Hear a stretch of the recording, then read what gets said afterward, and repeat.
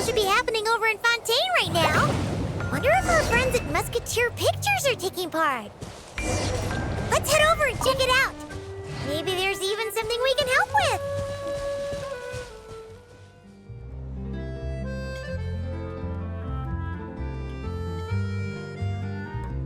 See?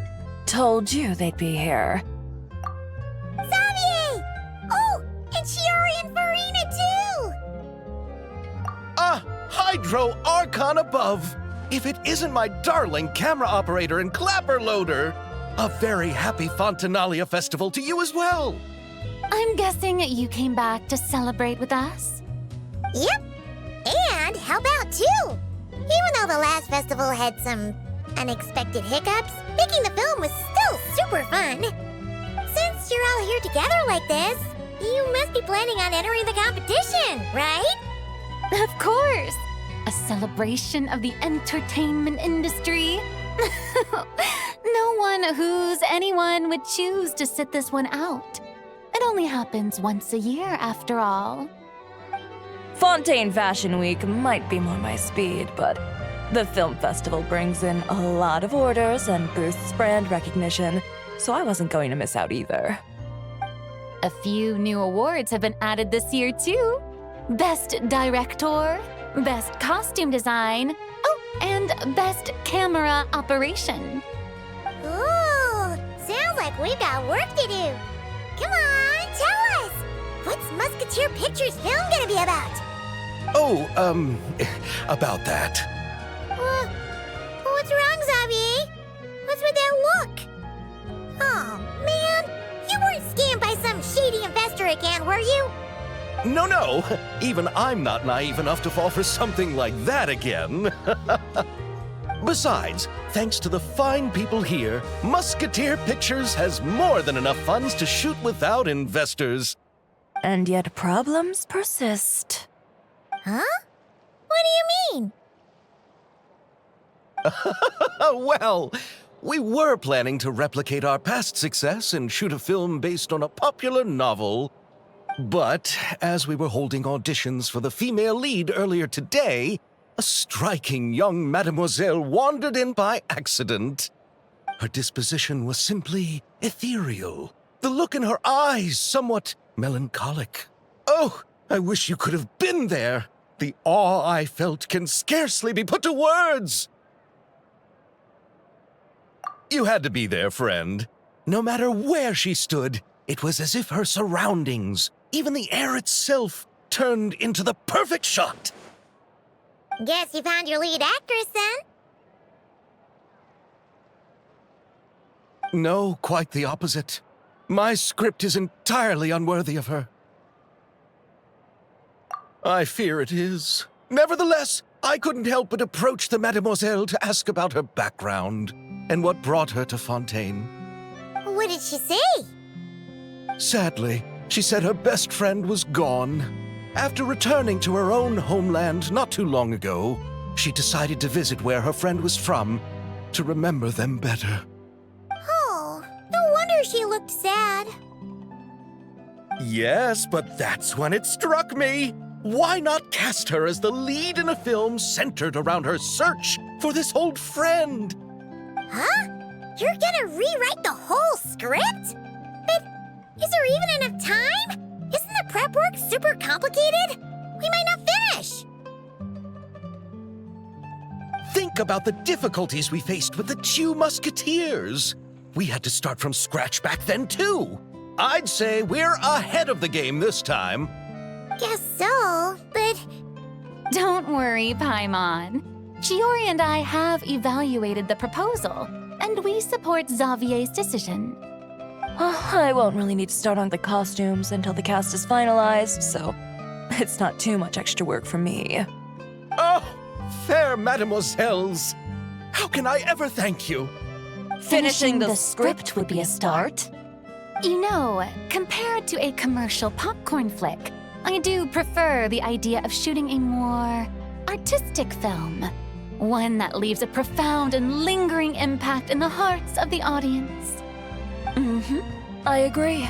True trendsetters are the people who dare to go against the grain. Well, leave it takes a director Farina to have a vision. Honestly, though, the artistic passion of everyone at Musketeer Pictures is inspiring. Anyway, now that we've heard so much about this lead actress, Paimon's gotta know who it is!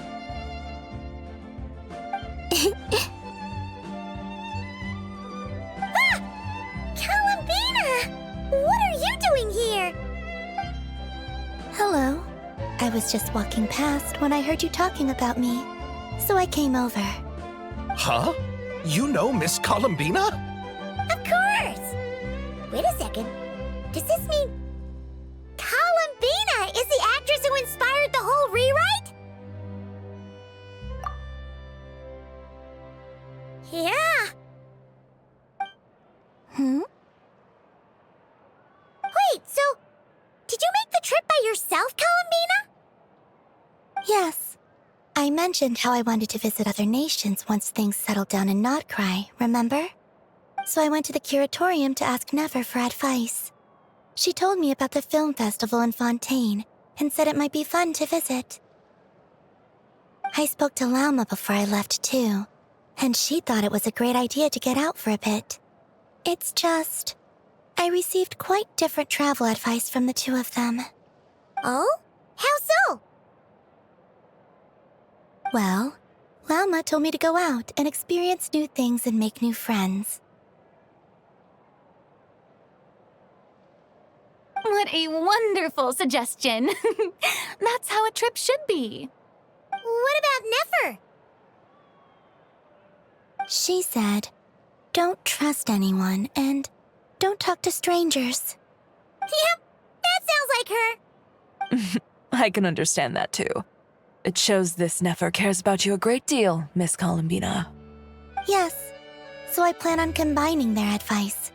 All I need to do is turn strangers into friends, and then I can talk to them. Huh. That kinda makes sense, but also not. Hey, Chiori. Oh, look who's back. Happy Fontinalia Festival, you two. Oh, looks like we have a superstar in our midst. How about an autograph, Big Shot? Haha, very funny.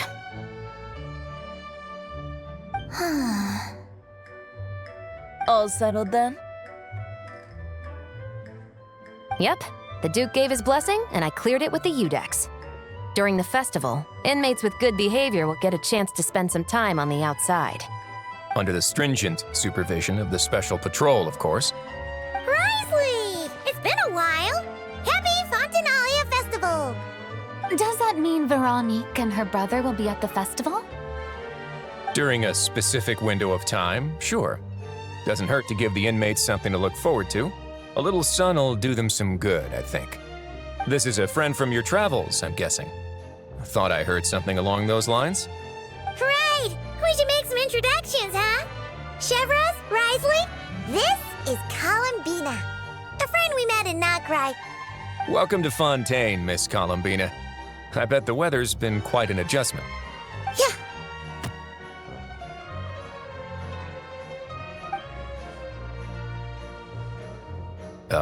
And not the good kind, I take it. No, I quite like it. It's a lot warmer than Notcry. Then what was the punch for? Oh, should I not have done that? The flowers that bloom here are so vibrant, and the people are so kind. I just wanted to become friends as fast as possible. Ah, so that was meant as a gesture of friendship. Is that right, Miss Columbina? Mm-hmm. Isn't that what friends do? Right. Might have been a bit premature in this instance, though. Your friend here is quite the character. Good thing we said something. You weren't seriously gonna go around punching every single person in Fontaine, were you? No, just the ones I wanted to be friends with. That's not... what Paimon's trying to say is maybe keep the punches to a minimum until after you're friends with someone. If you say so. You're quite the character, Miss Columbina. So, are we friends? Of course. Any friend of the Traveler is a friend of mine. Yeah. Oof.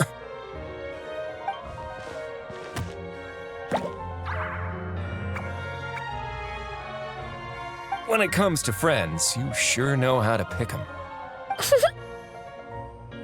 So Miss Columbina is the lead actress I've been hearing so much about. The whole thing about her aura is starting to make more sense. You gonna be part of the film this time too, Shivers? That was the plan.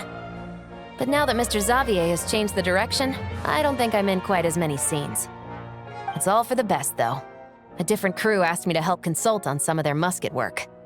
Oh, sounds like our trusty musketeer is as popular as ever. I'm just going where I'm needed. I'm more than willing to help with whatever this production needs as well. Ah, well, speaking of, would you happen to know if there are scenic locations around the court of Fontaine that other crews haven't booked? The festival's pretty popular this year, so there's not a lot left.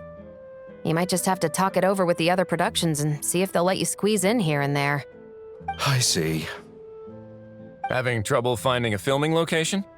Yes, we made a last-minute decision to go down a different route, so the indoor locations we reserved are no longer a good fit. And it looks like all of the best outdoor spots have been taken. You know, I might know a place.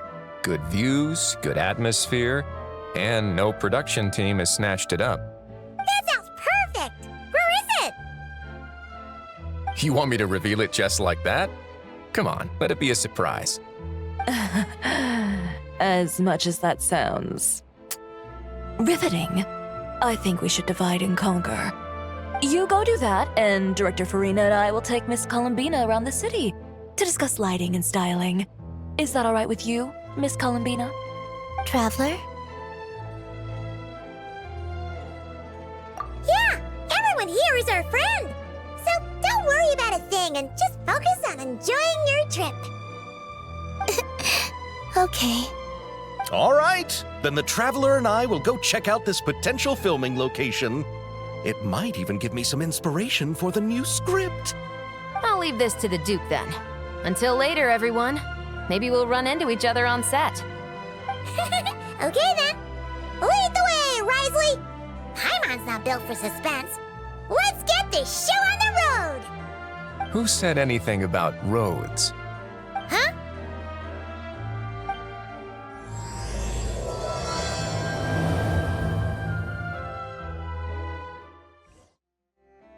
No way!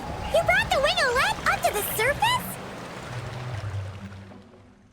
It'd make quite the grand backdrop for a film, don't you think? Paimon's more focused on the fact that this thing is supposed to be underwater, inside the fortress of Mirapede. True.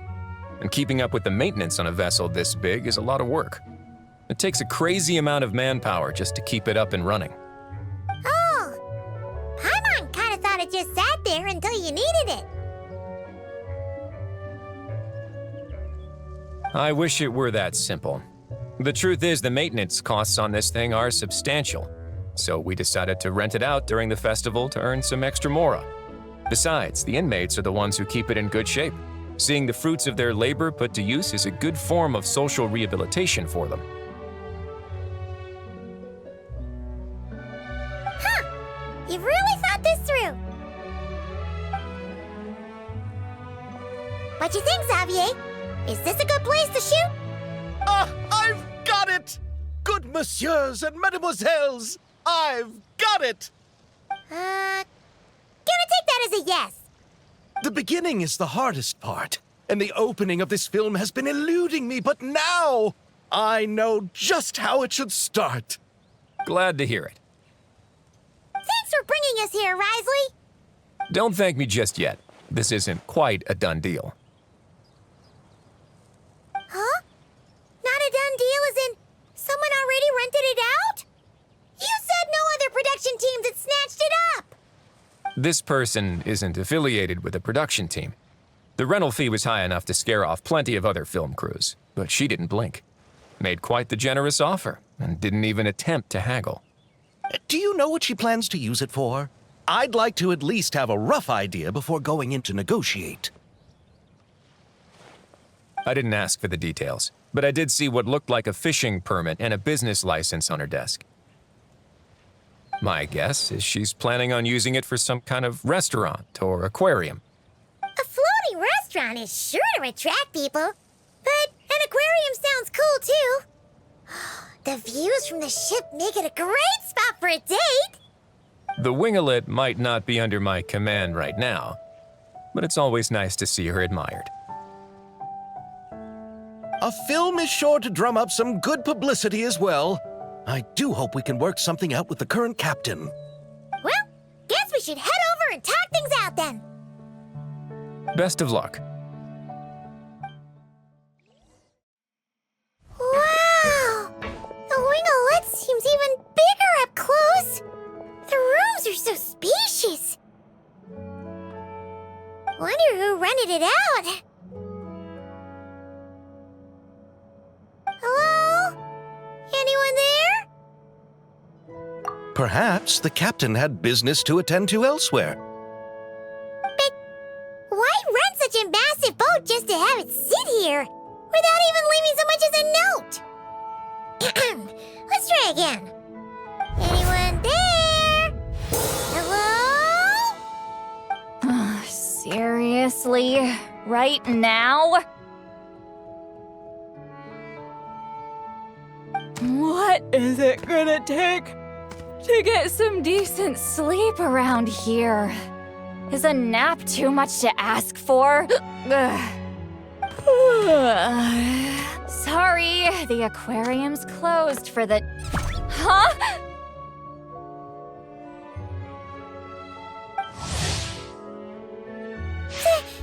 See Lolly? Traveler! Paimon! Hold on.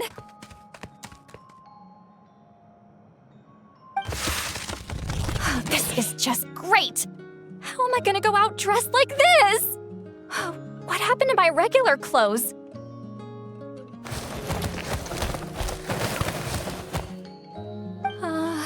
The wash! I put them in the wash after I drank too much and fell into the fountain. Oh, this can't be happening! Am I seriously gonna go out like this?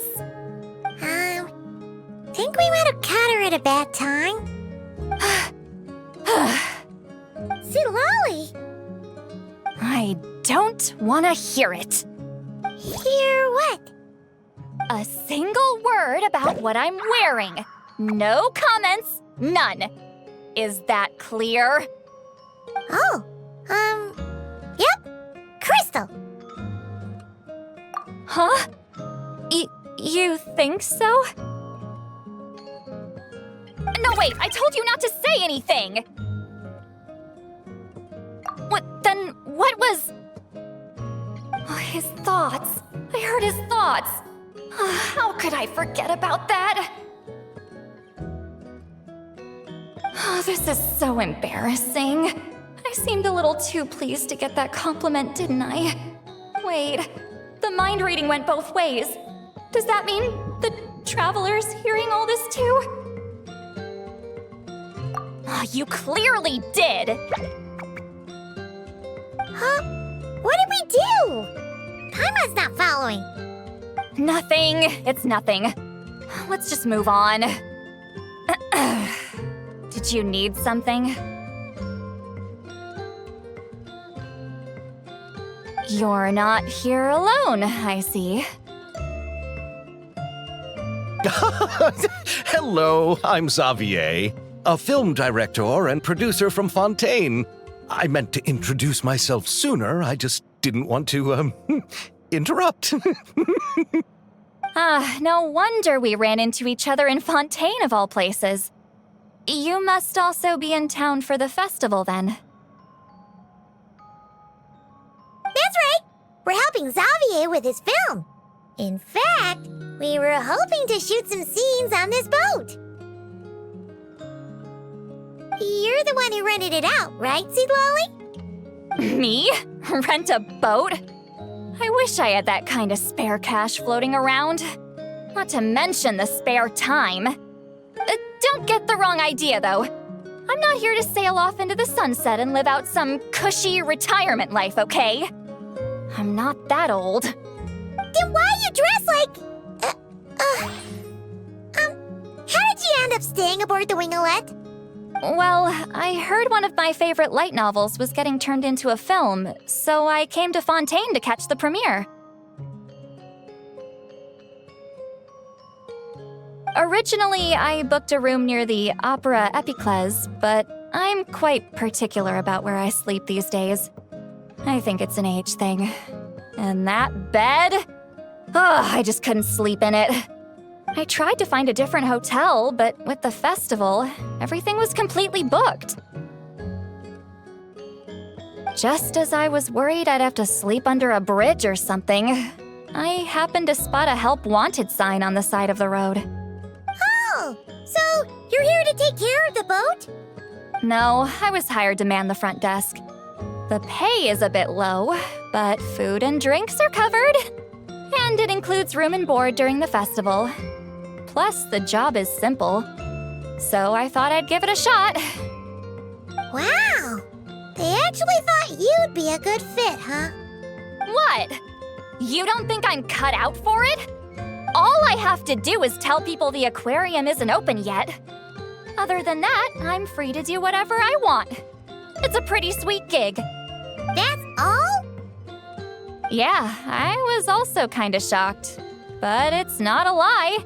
Head downstairs and see for yourselves. There's nothing but empty tanks. Not a marine animal in sight.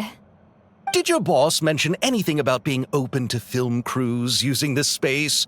Our production was hoping to film on the deck for a few scenes. No. That never came up. You could just ask her. Oh, she's around? What kind of person is she? We should know what we're heading into. She's nice enough, I suppose. Pretty reasonable, too. Even offered for me to move to a bigger cabin if I was too cramped. Back at the Masters of the Nightwind, I'm used to being the one giving orders. But working under her doesn't feel like being bossed around. She seems to respect what I think. Wow, she sounds like a great boss. She did tell me she'd rather not be disturbed, though. She's been working on an important project, so I'd keep it brief. Got it. Thanks for the heads up. All right, the captain's quarters are this way. I can take... Wait. But I'm wearing... whatever. I doubt she'll care. Just follow me.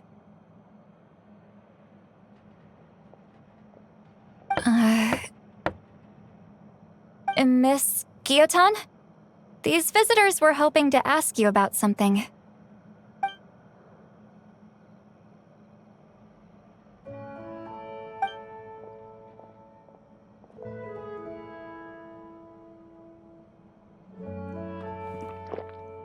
I thought I said to limit the interruptions. Just tell them the aquarium is still...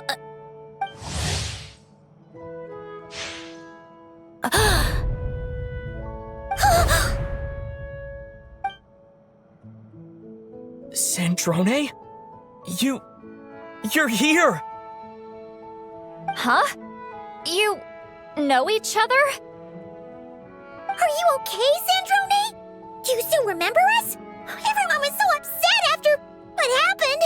We all missed you so much.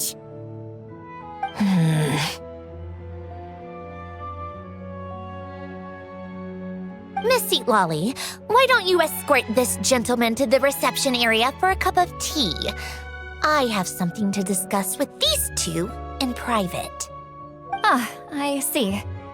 Right this way, Mr. Xavier.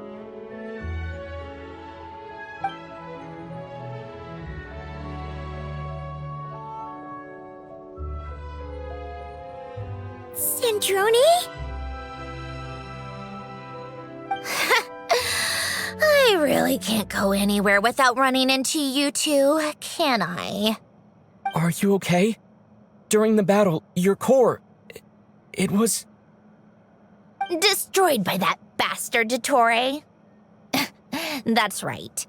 But as you can see, I'm fine now. No major issues. Or at least, there shouldn't be. Oh, what a relief! Oh, why didn't you tell us sooner? Or come back to see your friends? Now that I have the chance, I just want to say... Thank you for saving me. Huh? Don't get the wrong idea. I only saved you so we could complete that formula and defeat Dottore once and for all. Even if he did crawl back from the grave to make us all miserable again. That doesn't matter. You're still a hero. All right. But it wasn't just me. All I did was lend my brilliant mind to the cause and take care of one part of the plan. Although, I'm not denying it would have fallen apart without me. You got that right. You're amazing. But how did you go from From a lifeless pile of scrap to looking like this? Well, I'm always trying to put it a bit more gently, but yeah. Where do I even start?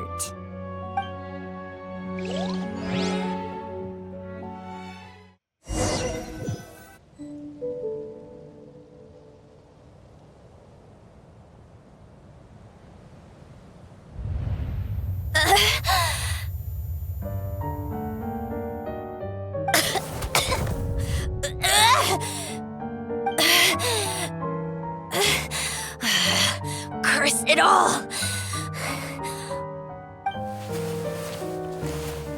Where am I? Did we do it? How much time has passed? I'm not in one of that lunatic's experimental labs, am I? Wait, Fontanian decor. Books from the Research Institute. Phew. One thing at a time. Initiate self-diagnostics. Assess the extent of the damage. Cut power to compromised, non-essential components. Then reconstruct available action modules. Severe damage to the core. Dottore, you bastard. Polonia?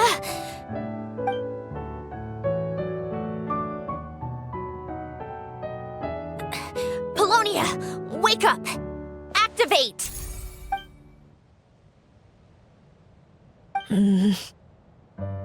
You're in even worse shape than me. Internal gears and energy circuits are barely intact. Extreme damage to the core, just like me. Rebooting is off the table. Even if I could repair the damage, I don't know if... You used up all your critical energy in those final moments, didn't you? To protect the core of that guy in the hat, and the numerological array. Wait, the array. Yes! The prototype is still here. But can I even run it in this state? Whatever. I have to try. I just need to confirm one thing. Activate the numerological array. Connect the computing core to my body. Just like I thought. It needs too much computing power.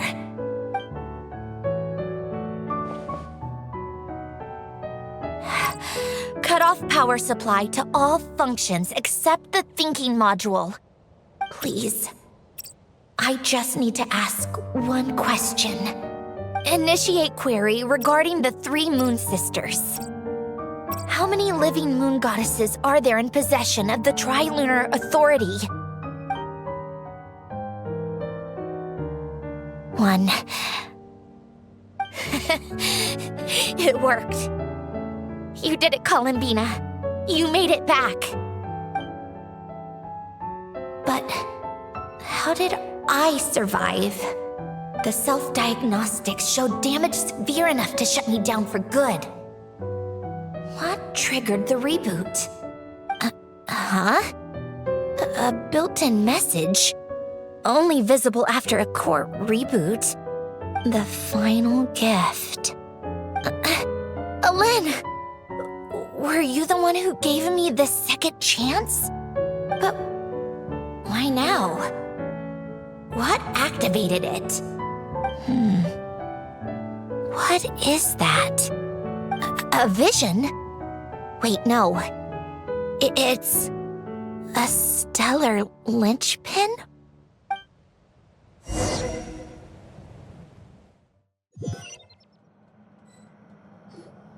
A stellar linchpin? What's that?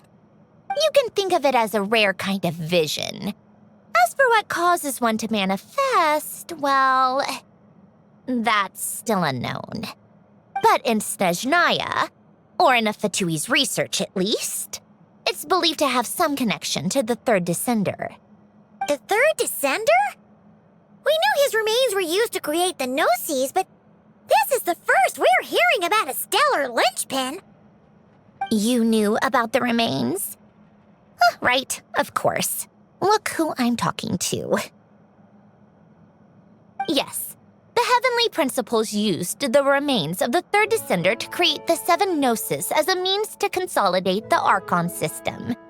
Visions result from that same system, so extrapolating from there, it's clear that the manifestation of a vision is also, to some extent, related to the third descender.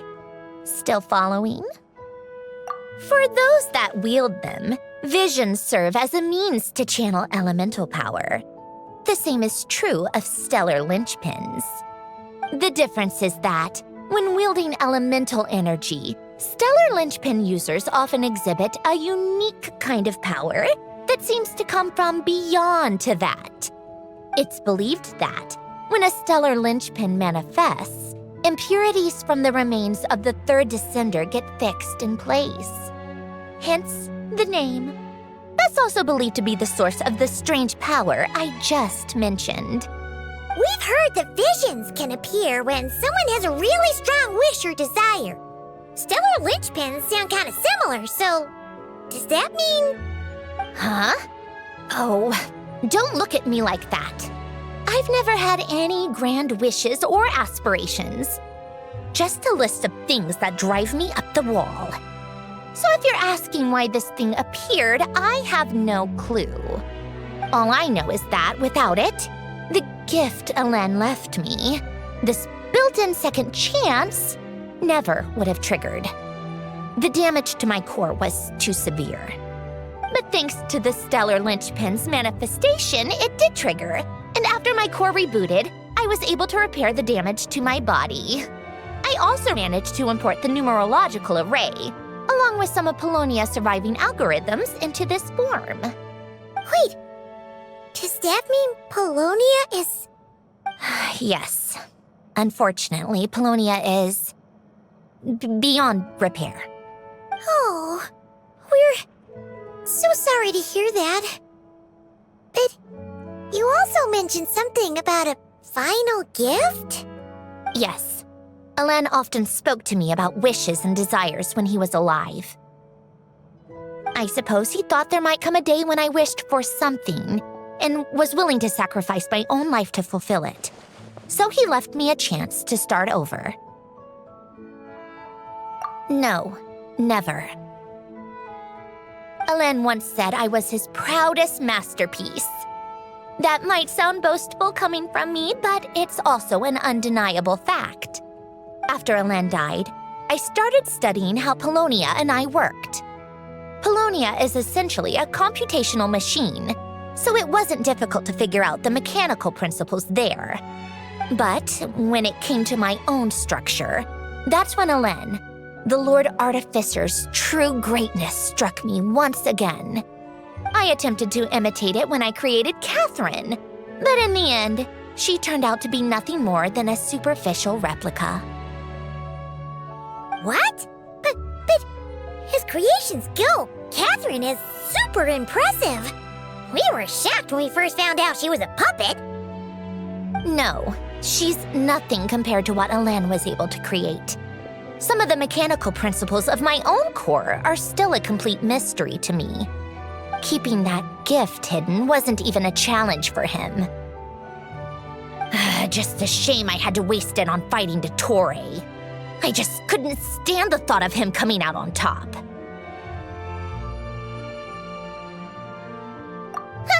If you put it that way, the world owes me a whole lot then, doesn't it? Wait, but all this still doesn't explain what you're doing here. Risley said you rented the ship and even had some kind of fishing permit? That's because I'm trying to go back to the place Alen and I lived when he was alive. My former home, I suppose you could say. The second chance wasn't the only part of the gift. According to the message, Alen left me a few other things that are stored in the house we shared together. I'm hoping that whatever he left me can help fix certain anomalies in my rebooted core. And help me understand why I received a stellar linchpin in the first place. Okay, so go back then. What does that have to do with fishing? And to think I'm talking to the saviors of Fontaine. Did you forget that the water levels have been rising for centuries? I can't just go back to the place I used to live because now it's underwater. Oh, right. With the rising water levels and changes in terrain, it's not just a matter of finding where it is, but also clearing away any sediment or debris. But Fontaine law prohibits unauthorized individuals and organizations from excavating underwater ruins. A Melazine caught me the minute I even made an attempt. Why not apply for authorization then? And face the endless slog of Fontainian bureaucracy. No thanks. Besides, I'm a Fatui harbinger. The diplomatic implications alone would be enough to give the gestionnaires at the Palais Mermonia a headache. A fishing permit, on the other hand, isn't difficult to obtain at all. Minimal paperwork required, and under the name Guillotin, the application was a cinch. So you're exploiting a legal loophole? Am I? That underwater home belongs to me. If I happen to chance upon it while doing some fishing, what's the issue with that? Of course, I do have to catch some fish to put in the aquarium, just in case the gestionnaires come to check up on things. That's also the reason I hired someone to man the front desk. Huh? But isn't that kind of a waste? You went to all the trouble of getting a business license and rented out this giant ship, just for show? If you want to run an aquarium that bad, be my guest. Use the facilities however you want.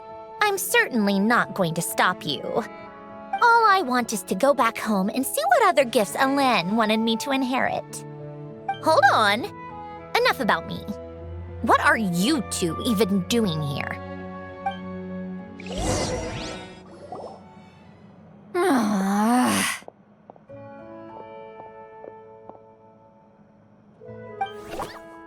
Seriously? They've been in there forever. The reaction when they saw each other was strange, to say the least. They're lucky I was nice enough to leave the room and give them some space. Back in the Masters of the Nightwind, I'm the one who gets to kick people out. I just want to know what they're talking about. Should I cast a little eavesdropping spell? Oh, no, what am I thinking? I'm Granny Eastley, the great shaman of the Masters of the Nightwind. I can't do something like that. This is just ridiculous. Making me wait out here for so long? Where's their respect for their elders? Oh, here they are. Were you back there arguing or something? What took you so long? The two of you are already acquainted with Miss Guillotin, then? Oh, yep. But don't worry, we got everything sorted. Sanjurne agreed to let us shoot on the ship, but it has to be when she's not here. When she's not here? That's right. you'll excuse me if I didn't exactly ask for this little reunion. I wasn't planning on seeing anyone. Like I said, my core is severely damaged. Even with the gift, there are anomalies that are making things unstable. I don't even know if I can continue to function without issues. So the priority is to fix these anomalies and get answers to my own questions. Then I can see the people that need seeing. Anyway, just let Sandrone know when you plan to film Xavier, and she'll, steer clear. I do hope I'm not causing Miss Guillotin too much trouble. No! She just wants to keep a low profile for her own, complicated reasons. She doesn't want anyone else to know she's here. Understood. I'll be sure to keep that in mind. Oh, and see Lale? Huh?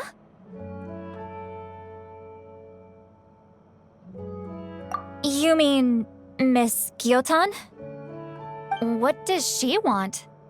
Oh, please don't let it be about the pajamas. What? The 7th of the VIII Harbingers? Why are you telling me all this? I asked the Traveler about you, and I've decided it's best to be open in this instance. I can understand if you would rather not work for a Harbinger. Regardless, the room on the ship is yours to keep. You're an acquaintance of the Traveler, and I plan to honor that. Wait, she's actually nice? It's not a problem. The captain also worked for the VIII, and he helped Natlan a great deal. We know that there are good people among your ranks.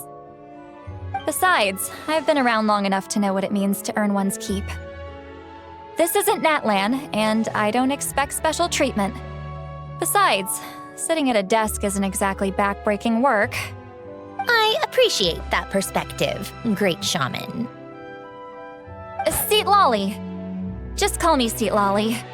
That title makes me sound so... old. Well, Seat Lolly, the Traveler and I are looking for something, so we'll be heading underwater together soon. I'll leave the ship in your care while we're gone. Together? How often? Not too often. We're heading out in a bit, but I'll be available if you need something. You couldn't, go alone? I wanted to, but he was concerned about my physical well-being. So he offered to come with. Guess my mental well-being means nothing then. Huh?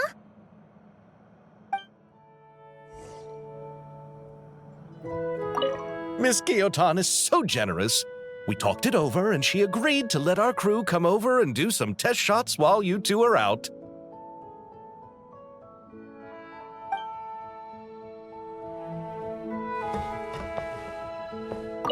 Just be quick about the whole thing, okay?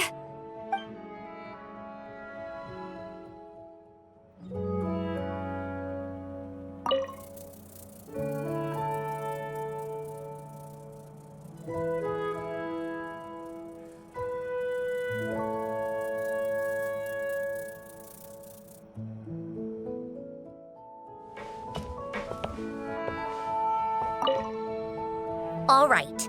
Our first stop is the Beryl region. After Alain left the Fontaine Research Institute, he lived in seclusion somewhere around there. Fine. I'll wait here. We can head out once you're done.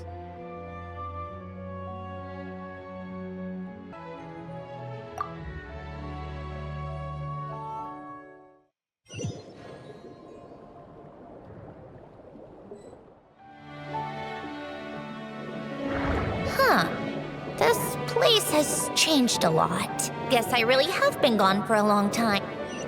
Let's look around and see what we can learn. Oh, and don't forget to catch a few to take back. We need to keep up appearances, remember? Poisson isn't too far from here, right? It's all a bit nostalgic, I guess. Back when I lived here, all this was still above water. All right, I have a general understanding of the terrain changes and sediment accumulation. We can stop here for now.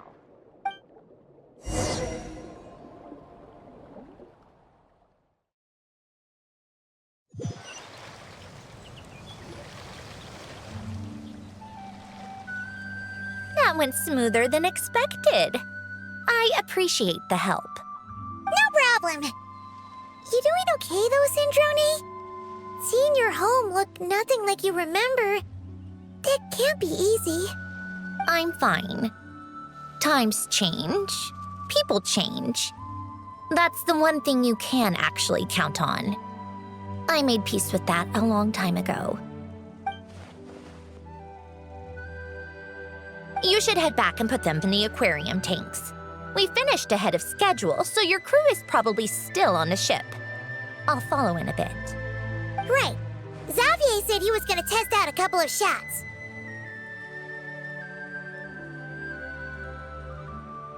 I'm sure. I want to take another look around on my own. Okay then. Want us to let you know when the filming is done? No need. Columbina relies on Kuvaki to perceive her surroundings. In Nodcry, her senses are heightened because Kuvaki is everywhere. But here, as long as she doesn't activate her abilities, her range of perception should be equivalent to an average person's line of sight. I figured that out back in Snezhnaya. That's oddly specific. I have hiding from her down to a science. So, what? Things might be a bit different now that she's merged with the Moon Sisters, but I doubt there's been a drastic change. The point is, you two can head back. Don't worry about me. Okay, if you say so. Come find us on the ship if you need anything.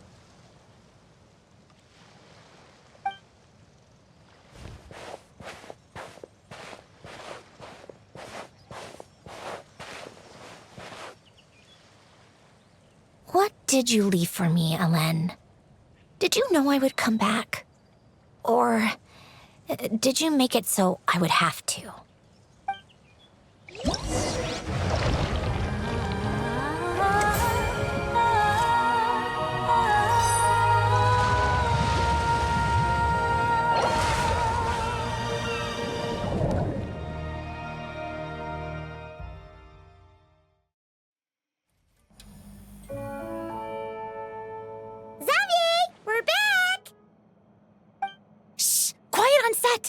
They're filming over there. Oops, sorry.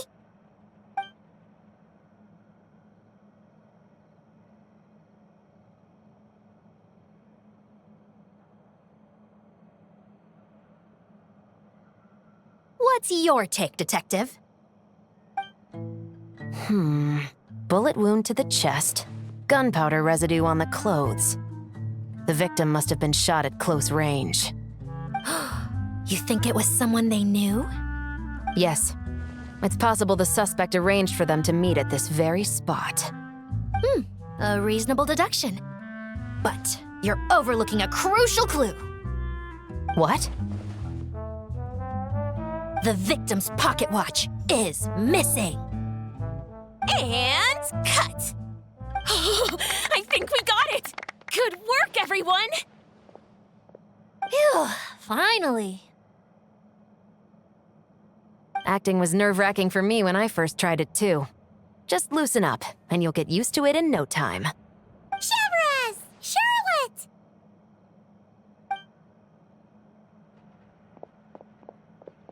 Oh, hello there, you two. You're filming here too? Oh, so Charlotte's crew must have been the one that asked you to help out, huh, Chevres? Yep. They heard about a potential filming location and wanted to come check it out. But when we got here, your crew had already beaten us to it. Luckily, Xavier and our director, Lapine Pauline, go way back. In the end, we agreed to just share each other's filming locations. Considering all the last-minute changes, that's just what Musketeer Pictures needed. For sure! Based off the scene just now, you must be the star of the film, Charlotte! You bet! This detective costume really suits me, don't you think? Oh, for sure. You're already right at home lurking in the shadows taking pictures of this and that. Add a notepad and you're practically method. Thanks, Miss Chiori. I appreciate the compliment. That didn't sound much like a compliment to Paimon.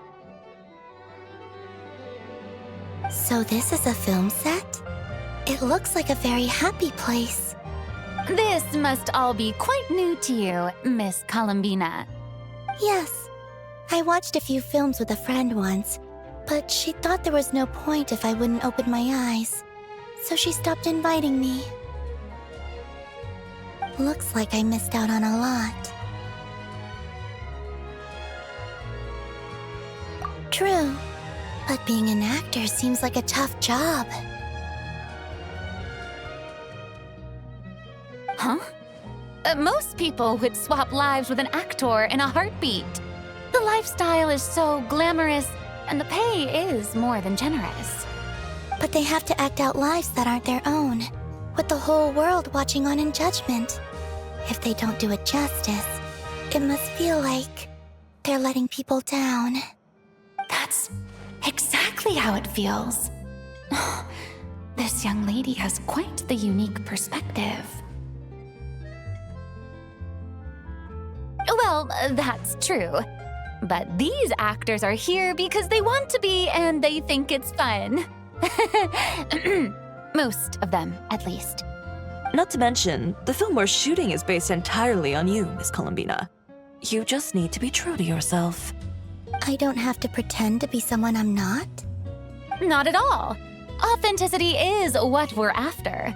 For example, this first scene opens with you on the boat, sailing to your friend's homeland. You just need to think about that moment in the story and picture how you would feel. Oh, okay. We're all here? Wonderful! Let's head to the deck and get shooting. Oh, and this is for you, dear Paimon, your clapperboard. Whoa! Is this the same one Paimon used for the Two Musketeers? The very same. I saved it just for you. Thanks, Xavier! Feels like being reunited with an old friend. Of course! That said, I have a different job in mind for you this time, traveler. Our film is focusing on a single protagonist, so conveying the subtle changes in her state of mind is of the utmost importance. In addition to the actor's own performance, another way we can convey that is through lighting. Huh? But there's already a lighting specialist, isn't there? Yes, but it's clear the Traveler and Miss Columbina share a deep bond. You might have a better chance of understanding her frame of mind in certain scenes. Oh, that makes sense. So, what do you say? Willing to take on the role of lighting specialist? Then we'll combine them! You can be the chief lighting and camera specialist! It's settled! I leave the job of translating our leading lady's inner thoughts in your capable hands.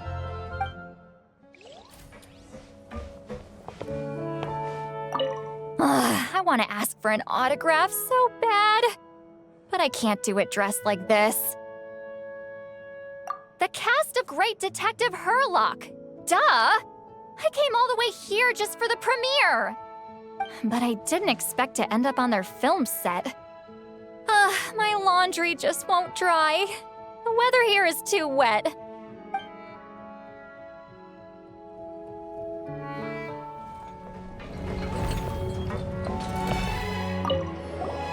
Oh, I didn't expect to run into you two on set. Happy Fontinalia Festival.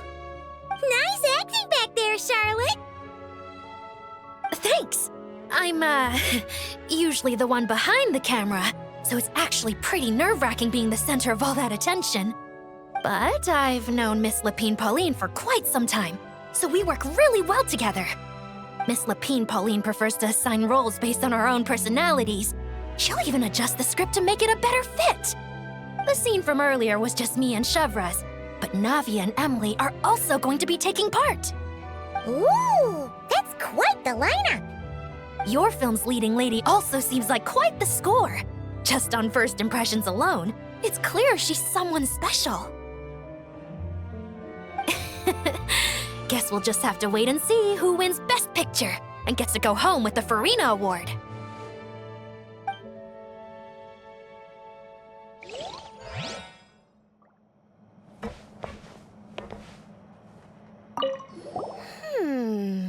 Seeing all the sets in place, things are looking even better than I expected.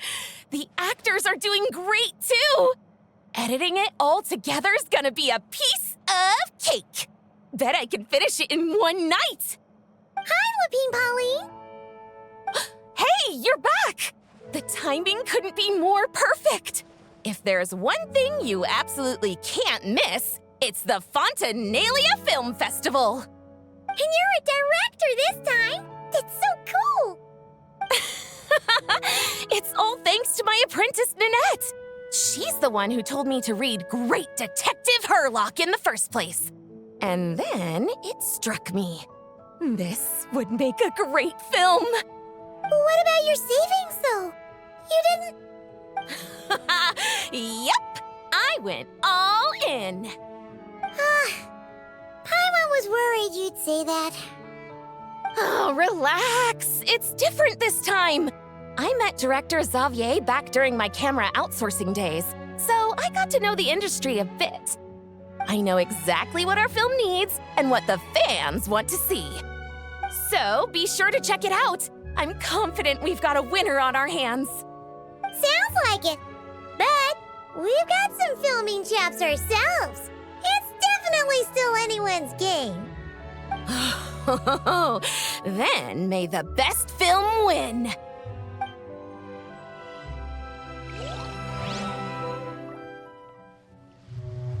All right, without any further ado, it's time for production on our film, A Homecoming, to officially begin.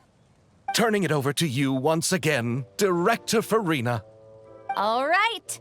Positions, everyone. Camera operator, clapper loader, get set up. Let me know when lighting is good to go.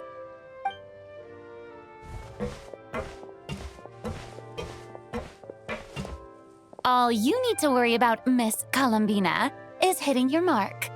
Other than that, just focus on immersing yourself in the emotions of the moment.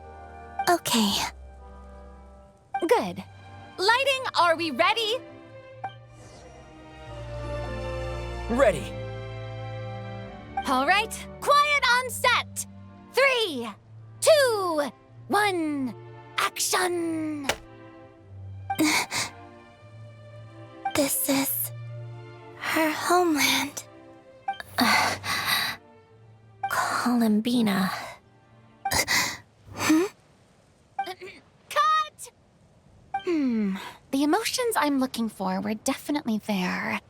Let's just try to keep it a bit more natural. Oh, but definitely keep that gesture at the end. I loved how real it felt. You looked genuinely moved. All right, if you're ready, let's go for another take. Miss Columbina? That presence. It kind of felt like... Sandrone?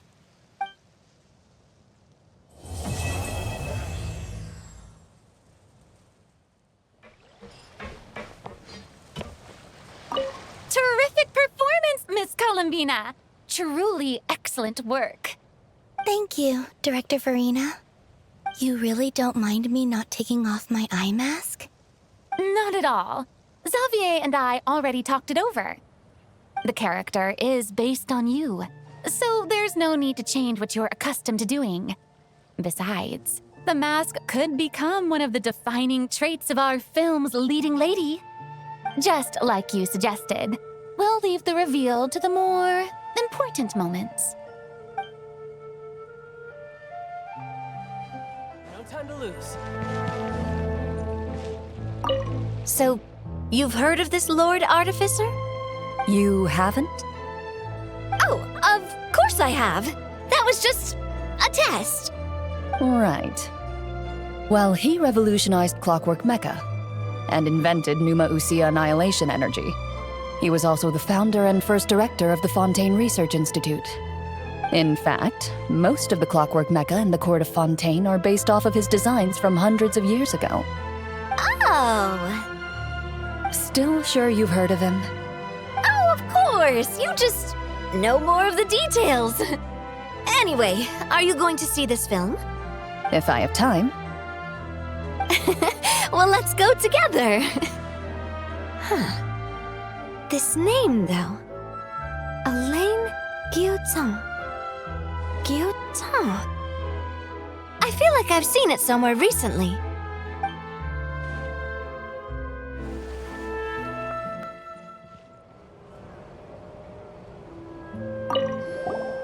Hey, Columbina! Nice acting back there. Did you have fun? Yes, it was a very novel experience. The feeling of working together to accomplish something was also quite enjoyable. Glad to hear it. Paimon wanted to ask, though, how much does Xavier know about the whole moon goddess situation?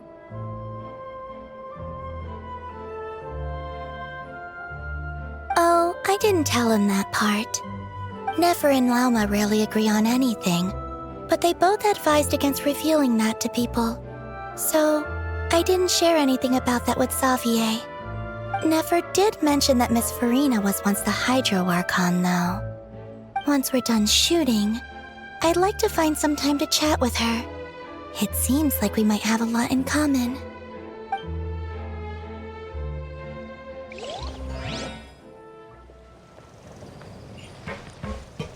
Sinjune said that if everything goes smoothly, we should be able to pinpoint the exact location of her home today. Let's head to the Wingolette and meet up with her. Ah, you're here. We should get going then. Xavier and the others should be filming soon. How's it going? Have you managed to figure out the location of your home yet? I've narrowed down a few potential locations. We just need to take a sample from each one.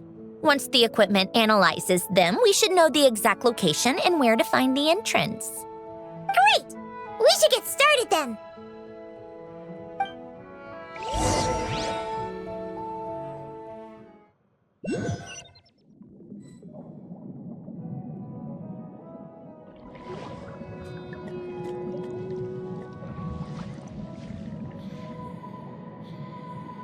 All right, let's get a move on.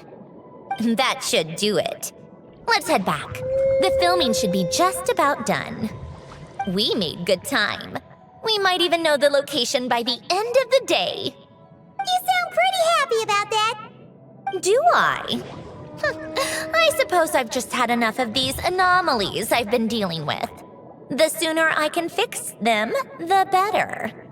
Anyway, enough chit-chat. We have work to do. Oh, but let's head in through the side door. I don't want to run into the crew on the deck.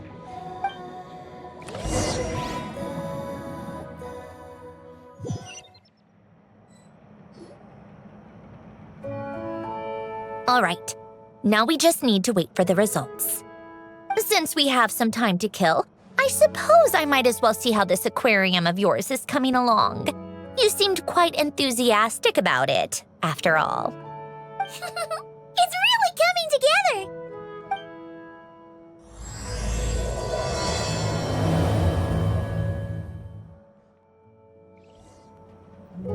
Oh, kind of impressive, actually. These must be the ones we caught the first time we went underwater. Like it?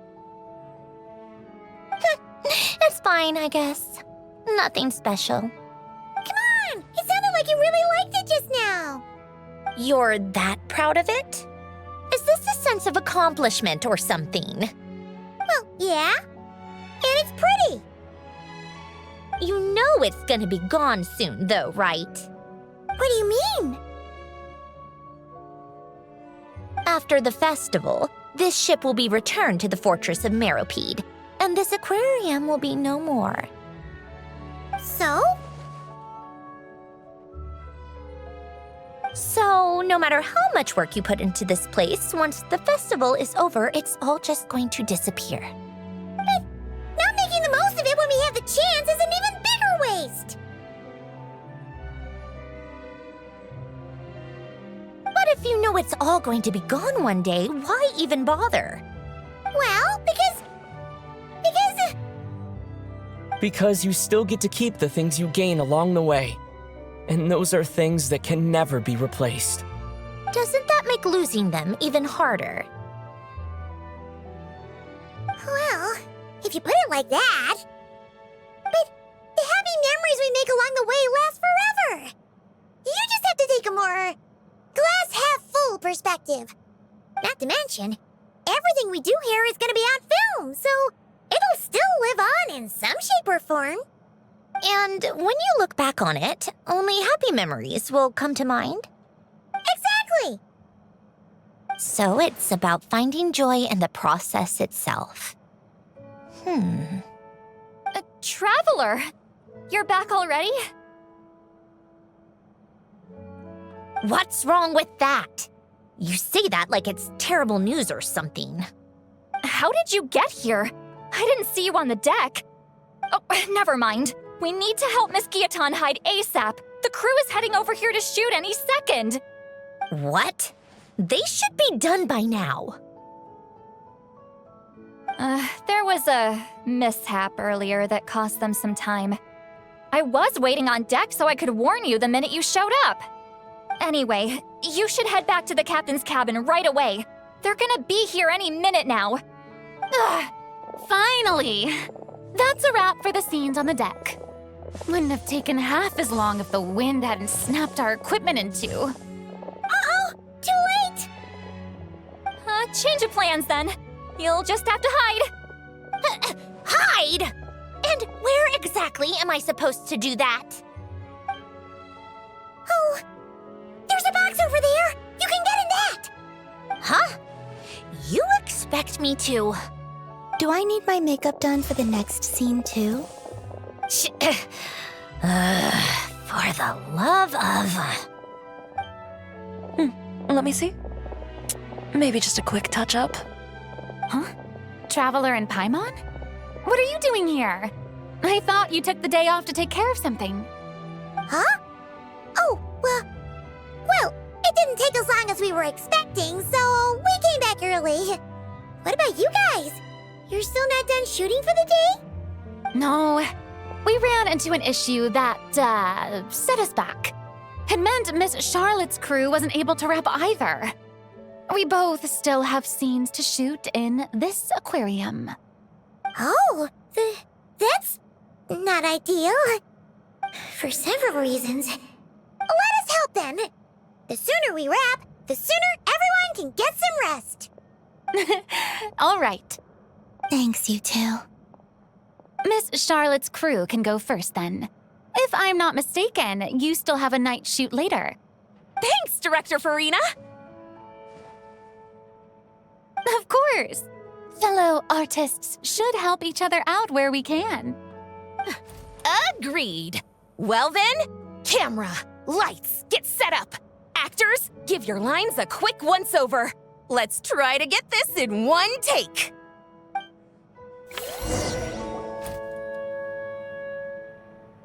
All right, places, everyone. And 3, 2, 1, action. So, the story ends like this. But when Duke Saint Germanus departed, he clearly said that everything was beyond redemption. Huh? That sounds familiar. Wait, it's from that novel I came across while researching the numerological array. He's only a genius when it comes to mechanics. And everything else, he's just an ordinary person. Shh.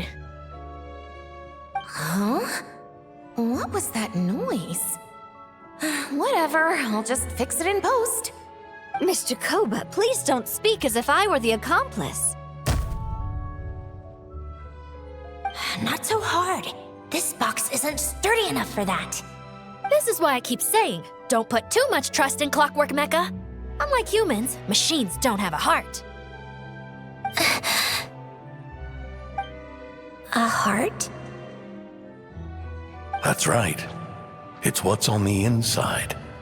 It's also referred to as someone's soul, or likened to free will. You can think of it as a person's core, what makes them unique. In general, though, people don't believe machines are capable of having a soul. You said my emotion module was faultless. It is, but that's not quite the same thing. Do you think I have one then? A heart? I don't think so. I know so. The question is, do you recognize it within yourself? That's where you're wrong. I can't believe this. Forcing me to hide in a box and listen to this drivel. Me. In the end, clocks tick through tranquil years. Fish swim in crystalline springs. No matter how grand a dream is, it will fade away like this. Forlorn, wordless, silent. And cut! Whew, that was a long one. What did you think? If she makes them do another take, I'm going to flip a lid. And not just the one to this box. Well, there were some weird audio things going on, but acting-wise, it was great! It's a keeper! Perfect! That means I can get out of this box. It's our turn. Camera operator, set up for the next scene.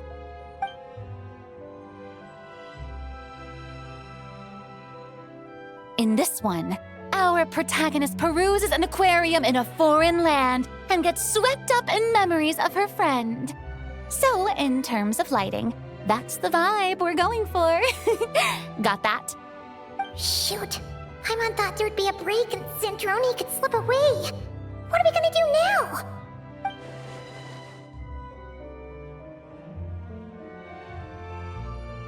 break a leg.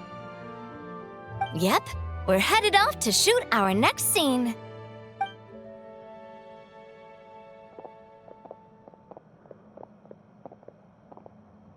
All right, quiet on set.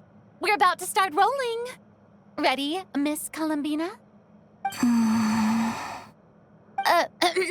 Miss Columbina? I think she would like this. Quick, we should roll on this. It doesn't forage with the others or prey upon its smaller kin. Instead, it remains where it is, cradled in the coral's quiet beauty, as though the raging cyclones above are of no consequence.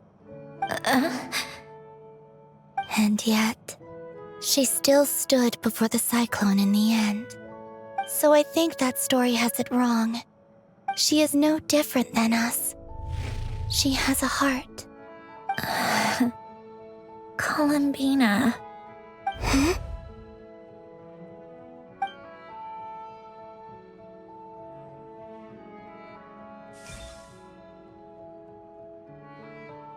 Uh-oh, is she onto us?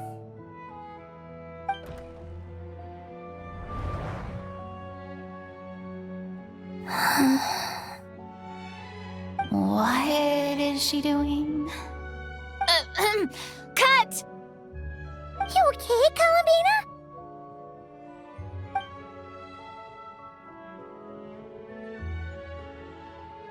Hmm? Oh, yes. I just thought... Why don't we take a short break? It's been a long day of shooting so far.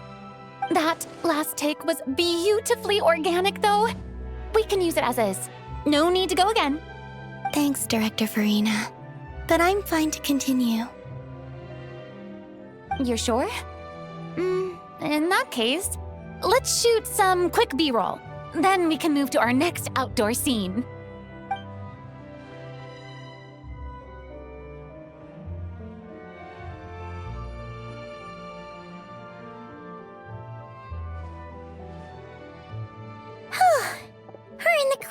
time.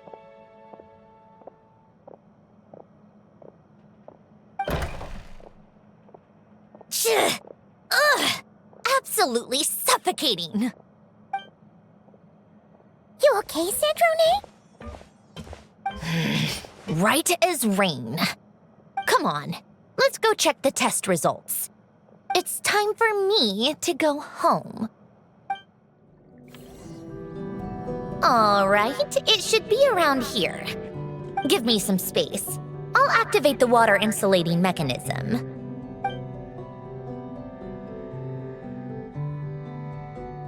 The what? Hélène, much like Renee, had long predicted that the water levels in Fontaine would rise. Thanks to his expertise in mechanics, he was able to implement a few simple measures to protect our home from flooding. I told him there was no need, that I would just move when the water rose too high. But it would seem he knew a day like this would come.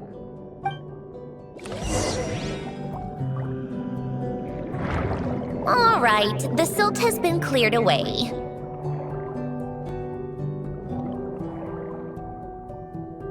Go activate the mechanism for the first sluice gate. That will fill the empty middle chamber with water.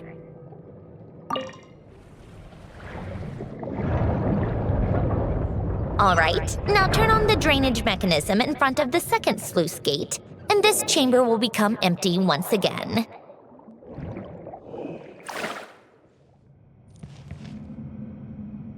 So, this is where you used to live? It's beautiful! There's even a garden! Back when I lived here, it was my job to tend to the potted plants and flower beds. Still growing strong even after all this time. Who would have thought? If the weather was nice, I would take Hélène out in his wheelchair and we would go for a walk. Before long, we started bringing Polonia along too. Come to think of it, I was the only one who could get around easily back then. Polonia always got stuck at some point, and it was up to me to launch a rescue mission. Happy? I suppose they were. Uneventful, but pleasant. Repetitive, but peaceful. It was like living in a world where time didn't exist. Of course, that was all just an illusion. Death still awaits all of us at the end. Oh. All right, enough standing around. Let's head inside.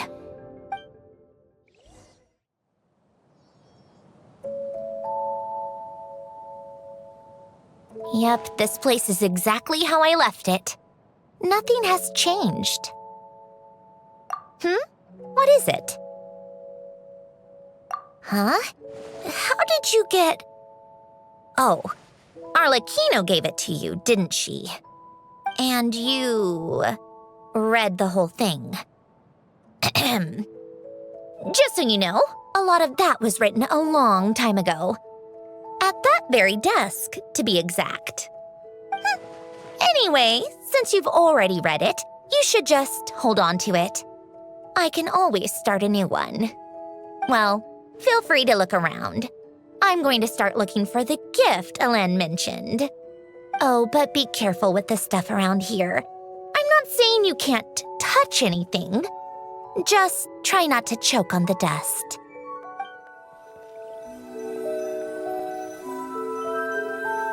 Old notes.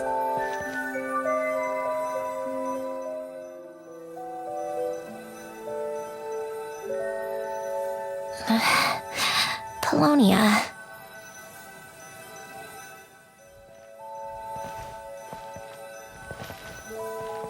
A warm hearth.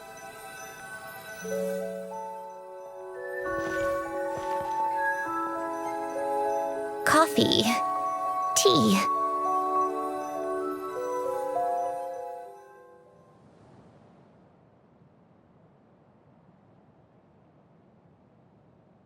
Oh, I played with these when I was little. During the first few months after I was created, I mean. At first, Hélène and I would play together, but it didn't take long for me to become unbeatable. So, Polonia and I played together instead. Yeah, these don't look like Paimon's kind of games. Logic and math puzzles? Those happen to be my specialty. It's been so long. What do you say? Should we play a few rounds? Let's go with this one. The gears on the left are stacked from largest to smallest. The goal is to move them to the other side in the fewest number of moves. Just remember, you can't stack a bigger gear on top of a smaller one.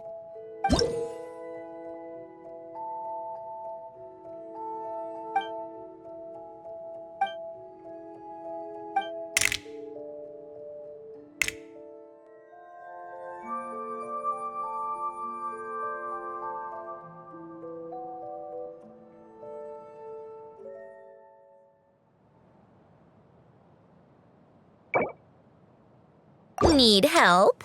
You seem stuck. This should go here, then this here, and done. Looks like it took you a few extra moves. My first attempt was the same. You'll get better with practice. You managed to do it the fewest moves possible? Guess we can add puzzles to the list of things you're surprisingly good at. Well, what did you think of the game? You showed quite a bit of promise, too. We should do this again sometime. There are other puzzles we could try. Well, these kinds of puzzles aren't for everyone. I suppose my upbringing wasn't exactly conventional in that sense.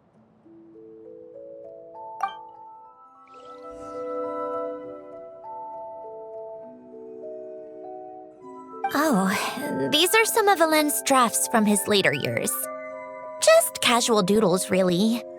And these are just some unimportant letters. I couldn't be bothered to sort through them before I left.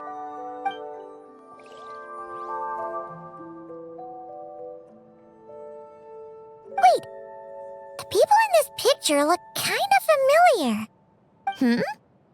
Oh, this was taken when Alain and Renee were both still at the Fontaine Research Institute. Before their falling out.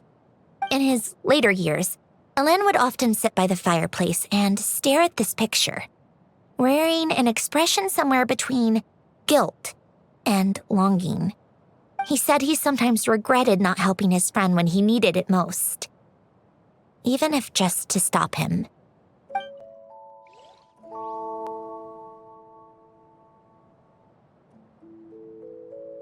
This was Alain's workbench.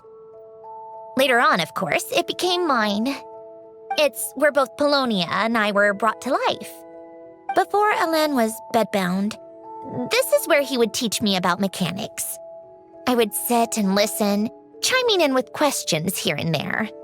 Later on, when he got too sick, I took over and would work on Polonia here. Wow! This house is filled with so many memories! It's so cozy and charming! You should have seen it in its prime, when people actually lived here. A lit fireplace, a steaming cup of coffee. That's the real deal. You know, we also used to have a mechanical piano that Alain built. Ooh! How chic! Alain never played it much. He probably wasn't able to at that point. But I managed to teach myself. Music theory is essentially math, after all. Once you learn the patterns, it's not really that difficult. I loved perusing Alain's collection of classical music. The chords and harmonies felt like individual mathematical puzzles. It was fascinating, so I did some composing as well. But as Alain continued to deteriorate, even the sound of music began to grate on his nerves. So I got rid of the piano. Aww. Back then, I assumed a piano was like an ordinary clothing rack, commonplace in every home and easily replaceable. It was only after I left that I realized how hard a good piano is to find. Enough about that. Lynn's gift should be just in here. The only things undisturbed before I left were a few of his personal belongings.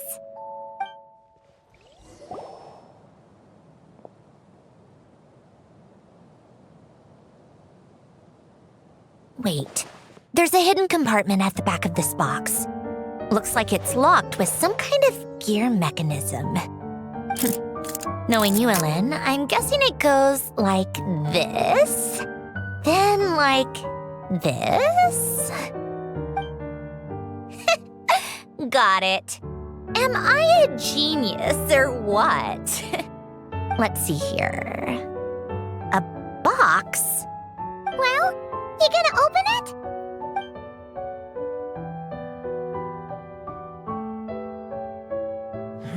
It's heavier than I was expecting. Just how much stuff is in here?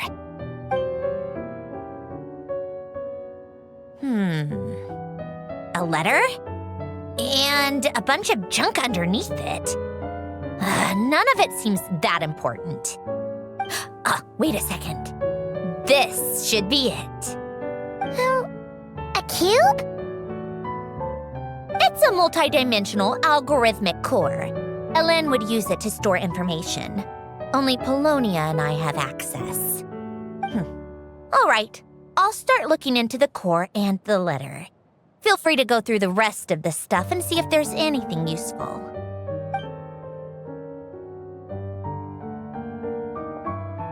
Okay. Hold on. There's another picture in here. This one has writing on the back. A snapshot of you playing among the plants shortly after you were born. You seem to like these flowers a lot. May you grow and flourish just as they do. Huh? Wow! Look how happy you are in this picture. You've changed a lot since then, huh? What's that supposed to mean? Just that you come off kind of aggressive sometimes. Or, annoyed at everyone around you? Well then, people should stop being so annoying. It's not like I'm the one with the problem. Of course not. Oh, here's something else. Looks like a piece of paper torn out from somewhere. Today, I solved another math puzzle and made a breakthrough on a construction problem the Institute has been stuck on for years. Am I a genius or what? No, wait, that's From now on, I should have people address me as Her Highness the Clockwork Princess, unraveler of all reason. Nope, no more of that. I thought I tore this page out. You wrote this? Then how did it get... Wait, there's more writing at the bottom. You seem to have developed a distaste for this particular entry, considering I found it in the trash. I'm sorry, but I could not help but hold on to it. Forgive me. Lynn! Don't be embarrassed. Everyone goes through a phase like that. Nonsense! I wasn't even the one who wrote that. It must have been Polonia. That's enough. I told you it was Polonia. You know what? We're done with this. No more rifling around in the box. Just put it down and let me read the letter. To my little clockwork princess. Not another word. Got that? If you're reading this, You've most likely received the gift I left for you. I just hope you didn't stumble across all this while cleaning out my effects or something trivial like that. I once asked if there was something you wished for. Do you remember that?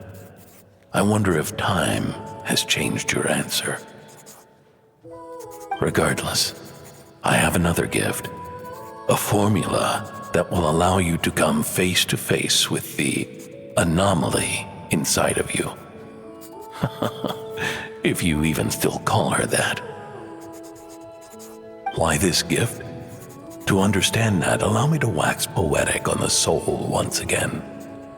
I would ask you to stick with me until the end, but I know you will. You always have. I believe a person should be born twice over in their lifetime. First, there's the birth that grants us life, then the birth of the soul. It's a matter of transforming the life bestowed upon us into the life we choose for ourselves. And to do that, we must look inward.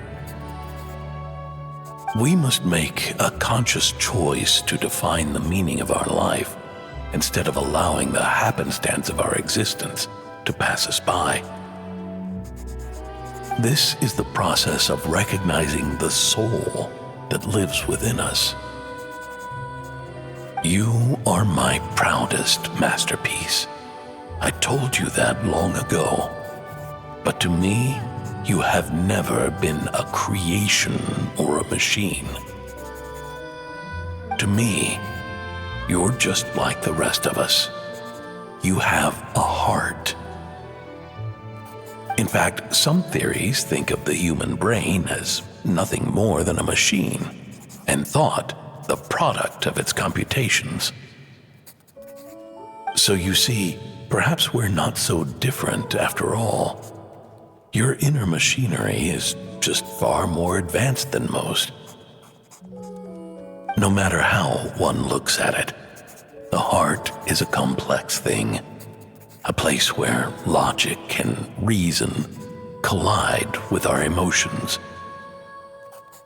Your computational capacity allowed you to become sentient and develop logical reasoning, but it also granted you something that, on the surface, might seem contradictory: emotion. Emotions and logic often clash with each other, and those instances of discord can accumulate over time. That is the source of what you refer to as the anomalies within you. As you told me once, you've always known what you don't want, yet you've never wished for anything in particular. Similar to how a blind person can feel when a part of their body is in pain without being able to fully visualize its form, such is your relationship with your soul. So, what I leave you now is this: a formula that will allow you to see the shape of your soul.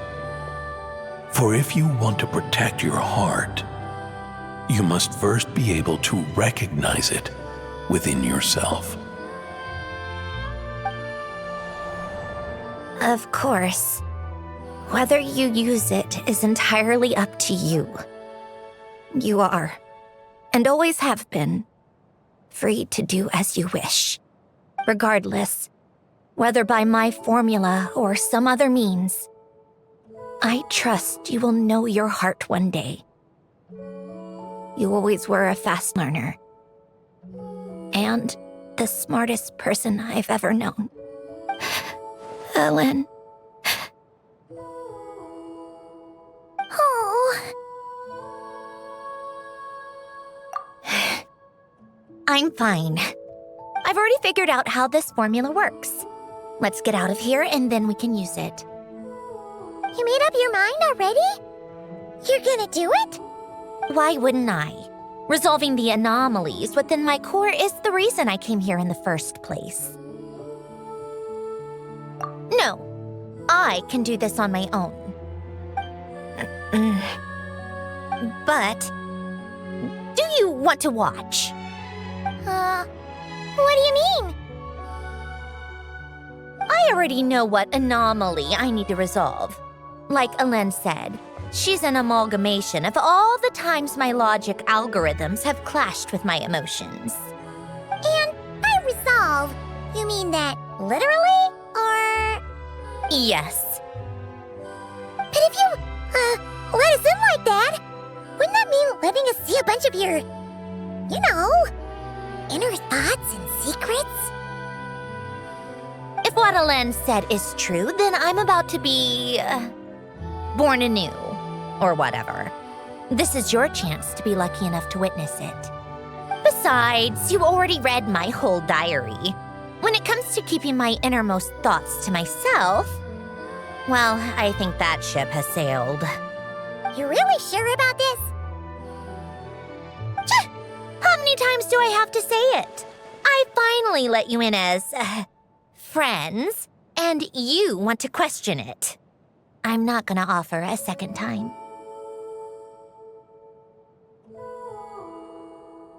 Enough with the mushy stuff. Just follow me.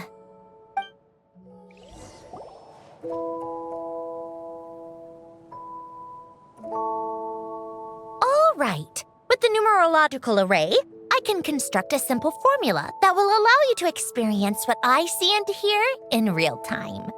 Oh, just like St. Lolly's scent-sharing technique. Been there, done that. Sounds like that shaman has some tricks up her sleeve. The arcane and the mathematical are both fundamental laws of this world. Being able to achieve a similar result through both isn't surprising. Anyway, let's get this show on the road. But no comments from the peanut gallery, okay? I know I offered, but I still don't want any interruptions.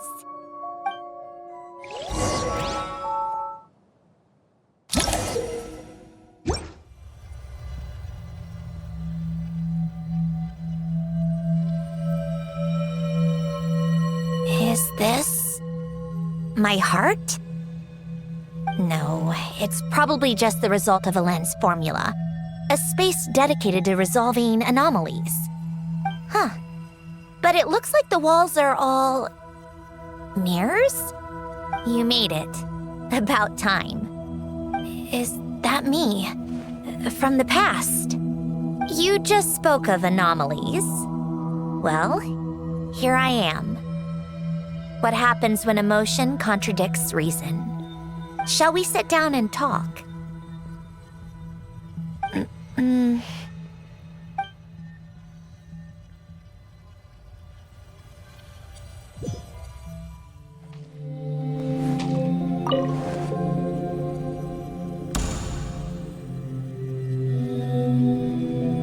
That should do it. Hello? My name is Alen Guillotin. Can you hear me? Brings back memories, doesn't it? The time we spent here. Here. I want you to have this. A notebook? You can use it to write things down. I don't need to write things down. I have unlimited memory. Even so, some things are more important than others, right? You can use it to write about the things that matter. So you wish me to carry out a basic priority sorting operation? I suppose you can think of it like that for now. But journaling is also an act of finding oneself. Much like we use wooden stakes to guide a plant to grow in a certain manner, what we choose to write down gives the soul much-needed direction. In the act of choosing what to forget and what to hold on to, we decide what kind of person we want to become. I don't understand. Like I said earlier, I don't need something like this. This is where we were born, where our life began. Mornings of tending to the garden, afternoons spent cleaning, reading, or studying, evenings of cozying up by the fire, listening to Alen share stories about his past. Alen. What is it? What are you drinking? Oh, this? It's coffee. It, makes me more productive. I want to try it. Oh, okay. Here.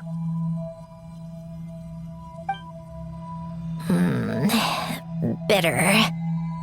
Speaking of, why did you design me with senses? Taste, smell, touch. Well, I'm not quite sure. It just felt like the right thing to do. I suppose I hoped you might have a life of your own one day, and that you deserve to experience all life has to offer. Oh. Still bitter. But the smell is nice. I thought those peaceful days would go on forever. You know that's not possible. Maybe. But how was I supposed to know the end was just around the corner? That was just bad luck. Was it? Well, it certainly became a pattern, now didn't it?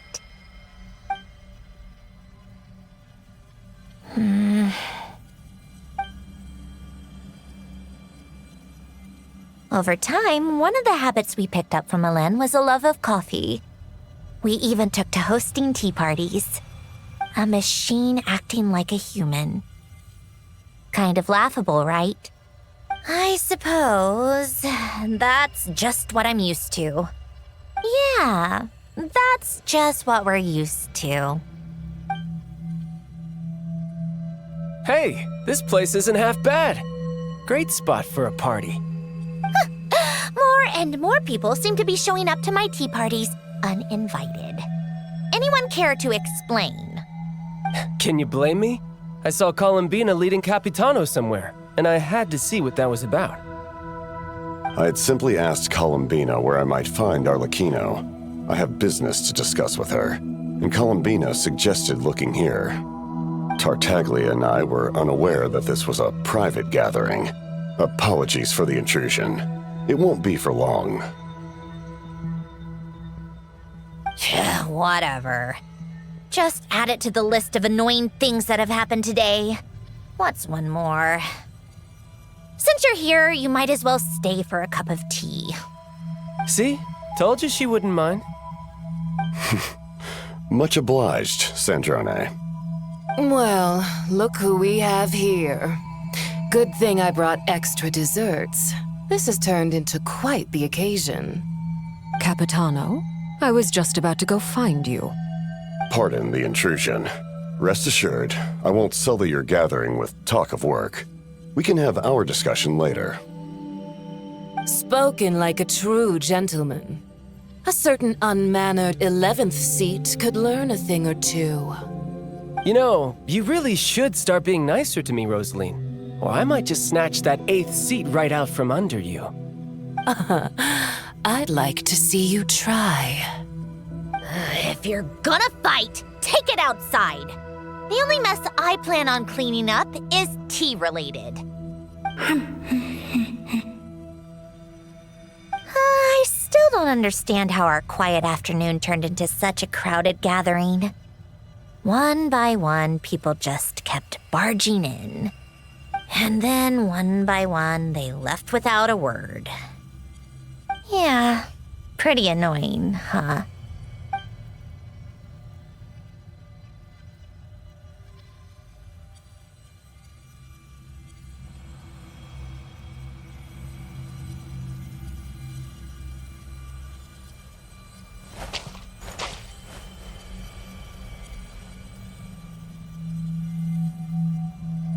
Of all my days with the Fatui, the times I spent with you, Arlecchino, and Rosaline, they were my favorite. Goodbye, Sandrone.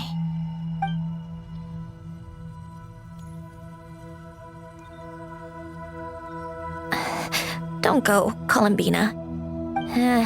We should have just said that. Why didn't we? If we had, would the story have had a different ending? She couldn't stay. There was no future for her here. She would have just faded away. You're right. I suppose that's why you call me an anomaly. Every time you make a decision, there's a voice inside your heart. My voice, asking to contradict all logic and reason. Why didn't we make her stay? Is it worse to fight for something just to lose it? Or not to have fought at all? Don't you find it unfair? One by one, We keep losing the things we care about the most. But in the end, whether I want to fight for something or cry over all we've lost, you just push it down and pretend not to hear.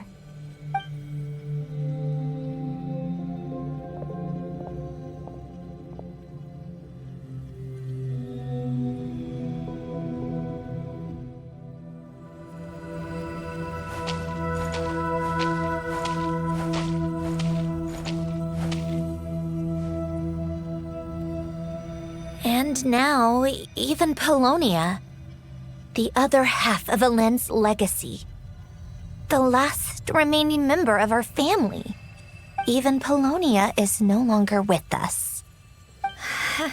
I did everything I could, but it's just like Elend always said. Polonia was one of a kind. There was no replicating what he managed to create. Don't you feel like our connection to the past is fading bit by bit? Like, even the things we have left are slowly slipping away. I suppose. But you can't move through life without having to say goodbye. And even as we experience loss, there are always new things to be gained. Ever so logical. What's your take, then?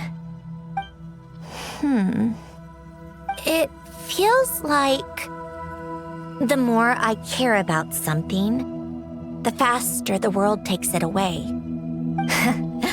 It sounds so stupid, but I can't help it. That's the hand life has dealt me time and time again. Why even fight for something that's just going to be lost in the end? Better to never have had it at all. Better if it would all just disappear. Dark, I know. But the heart wants what it wants. Maybe the stellar linchpin appeared because of me. Because of what I wish for. I don't think so. Yeah, probably not. What an anomaly wants goes against all logic and reason after all. Well, go ahead and do what you came for. You're here to resolve the anomaly, aren't you?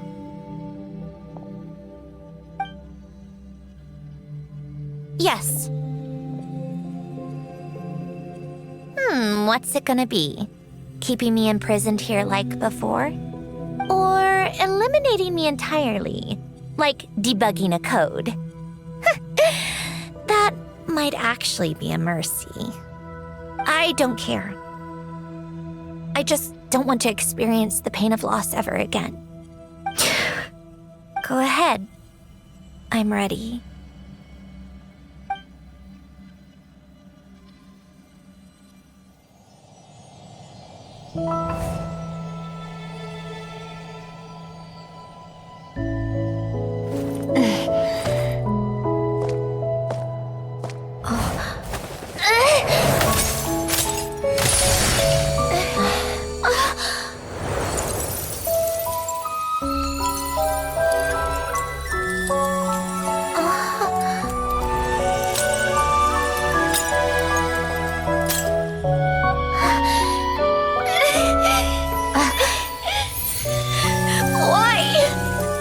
Why do we keep losing everything we care about?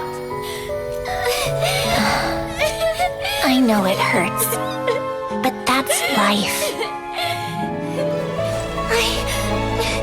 I wish... I know. I've always known. Because we've been one all along.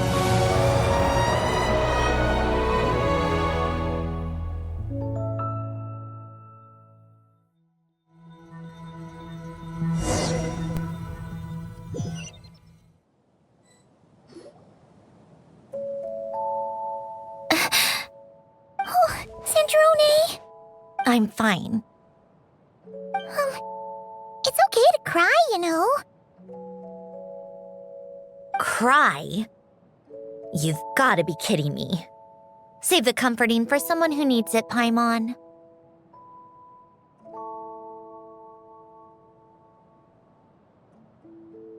the emotional side of my core algorithm. My emotion module has always been fully developed and operational. Ellen tried to tell me that too. I've just chosen to ignore her voice all this time.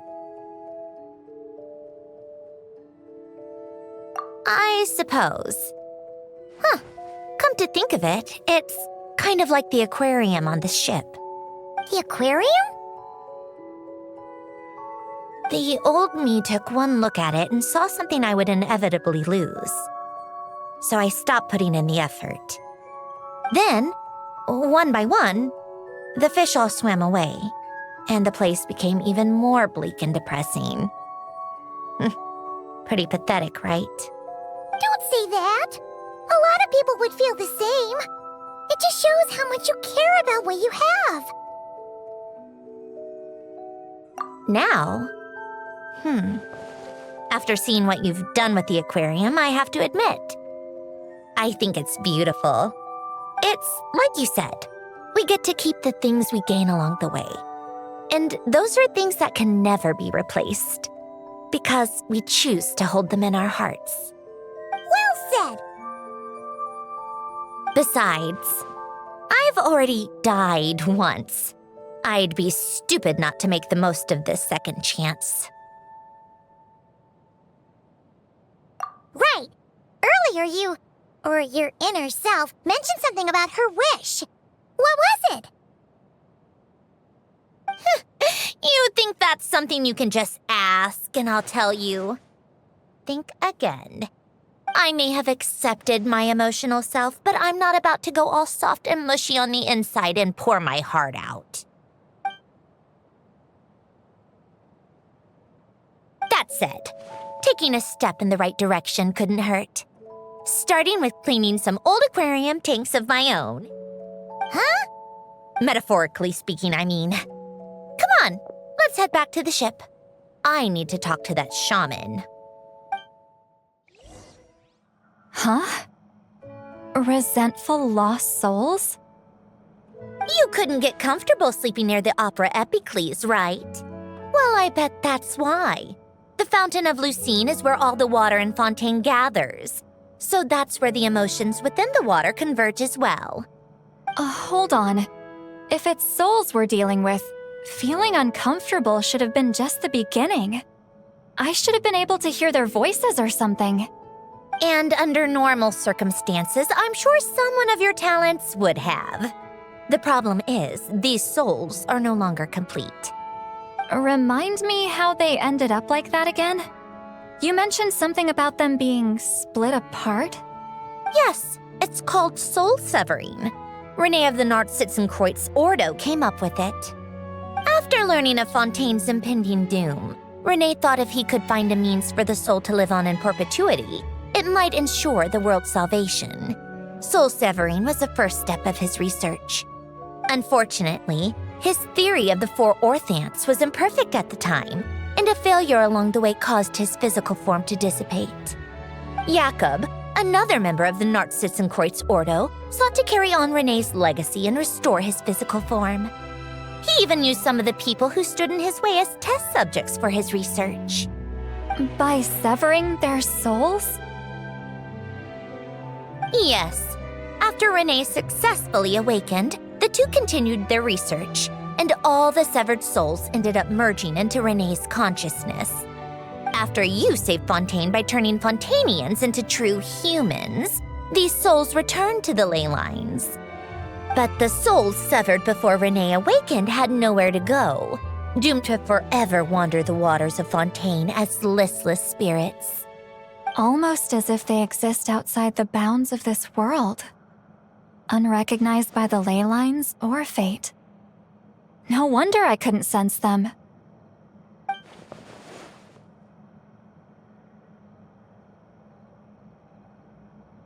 Not only that, but over time, they began to fuse with other entities. Their inner resentment lured in all sorts of evil beings, which corrupted and defiled them into nothing more than accumulations of filth. But the full transformation must have been recent. Otherwise, the Udex surely would have noticed. Wait, no, he must know already. That would explain the underwater melazine patrols.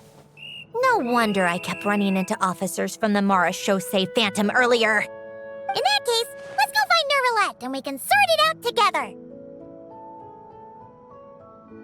No, not just yet. Why not?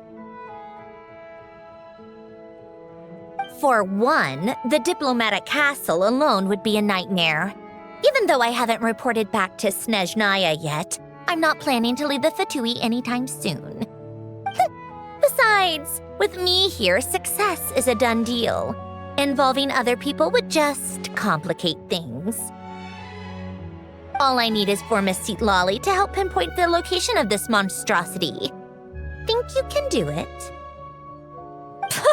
With my eyes closed. This is what I do. I'm a lot better at it than manning a desk, at least. But, how exactly do you plan on resolving this soul stuff? Even to me, there's no obvious answer. Seems pretty complicated, all things considered. Just trust me. I have the perfect solution. Oh, all right. If you're that confident, we'll follow your lead. Why the sudden interest in helping Fontaine with this, Androne? You never knew Renee and the others, right? No, I didn't. And you're right. This problem has nothing to do with me. I wouldn't get within 10 feet of the Nartsitzenkreuz Ordo or its members. But in his later years, Elen told me he regretted not helping his best friend when he needed it the most. He also felt sorry towards Marianne for being too lost in his mechanical research to look after her properly. If he were still with us, I think he'd do the same. He might have a few choice words to say about it, but even after everything, he wouldn't leave his friend's mess for someone else to clean up. Friends shouldn't hold grudges or leave behind regrets. Fixing what happened between him and Renee was one of his greatest wishes. All I'm doing is fulfilling it in his stead.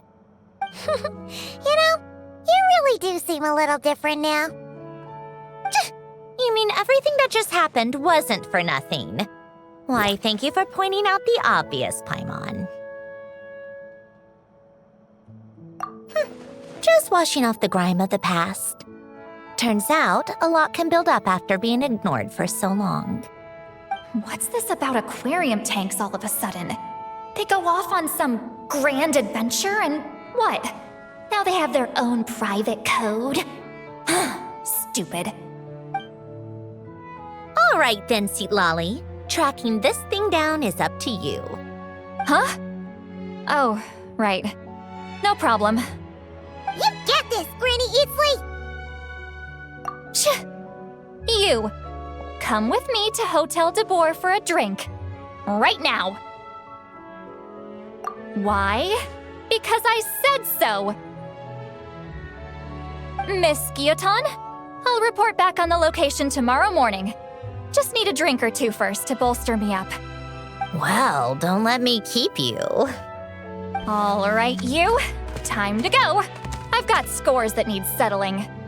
Huh?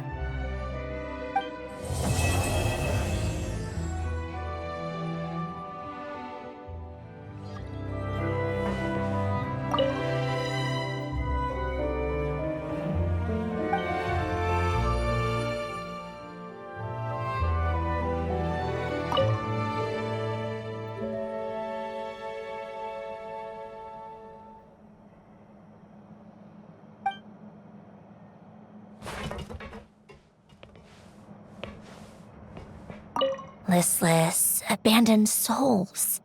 An accumulation of resentment and filth.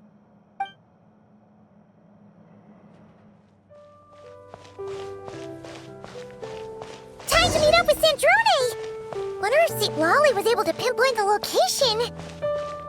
Well, we should know soon. Let's just hope it all works out. Citlali sure drank a lot last night, huh? Wonder if she's even awake. Good morning. Ah! Columbina! Oh, you sure know how to make an entrance. What are you doing here. We just finished filming a last-minute scene, so I came up to get some fresh air. The others are still down below discussing what the final scene should be. You mean, how it should end? Yes, they're torn between whether the heroine should reunite with her old friend or not. Ah, because the whole point is that she came to her friend's homeland to search for her, right? Oh, Paimon almost forgot the plot! Yes. Director Farina and Miss Chiori think a tragic ending where the two never meet would be more poignant. But Director Xavier thinks having the two reunite would make for a more touching and heartwarming ending. Me? I'm not sure. On a personal level, of course I want to see her again. Of course I want to experience that moment where we reunite. Even if it's just for the cameras. But that means an actor would have to take her place. And that makes me feel... Oh. Huh? Yeah, don't look so worried. Making a film is supposed to be fun. But besides, it's all gonna work out. You can trust Paimon on that. Work out? How? Well, you know. Yep, exactly. Okay, I trust you. I'll just focus on having fun for now. Well, look who we have here. Traveler and Paimon. Oh, the lighting specialist and clapper loader that never were. Yeah. We kinda went AWOL, didn't we? Sorry about that. Seriously, don't worry about it. Everything's going smoothly on our end, so just do what you need to do. You seem to be in better spirits now, Miss Columbina. I apologize if our earlier discussion put you on the spot. It's okay, I'm fine now. The Traveler and Paimon talked me through it. So, what are your thoughts on the ending then? Should we have them reunite or not? We should tie everything up in bows. Huh?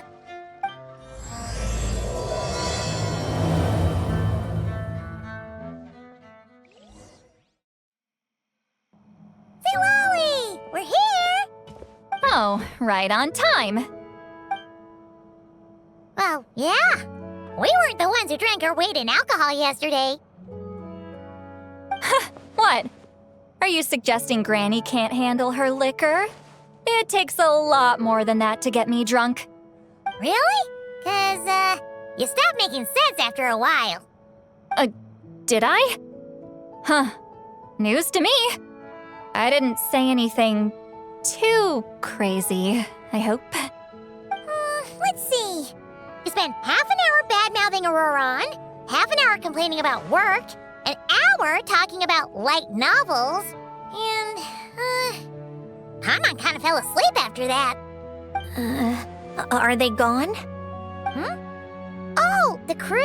Yeah, we bumped into them on the deck, but they just left. Wait, but now that everything with your core is sorted out, what's stopping you from seeing Columbina? She misses you a lot. I just want to deal with this mess first. Besides, this is a perfect chance to make her jump for once. I have to plan it out more. But enough about that. Were you able to pinpoint the location of our target? Of course! When Granny Eatsley promises something, she delivers. Great, let's see. The Morte region. Wait, this is the Tower of Gestalt. The place the souls were severed. Is that the source of the resentment? Or is it the Narzissen-Kreuz Ordo in general? Let me come with. This thing's movement isn't fixed. If it's not at this location when we get there, I can use a ritual to summon it. You've already gone to more than enough trouble. I don't mind. These old bones have nothing better to do anyway. Summoning a spirit isn't going to do me in. Besides, if I don't go, they'll just have more inside jokes I can't join in on. All right, then. I appreciate it. Ha! There's no time to lose! Let's head out!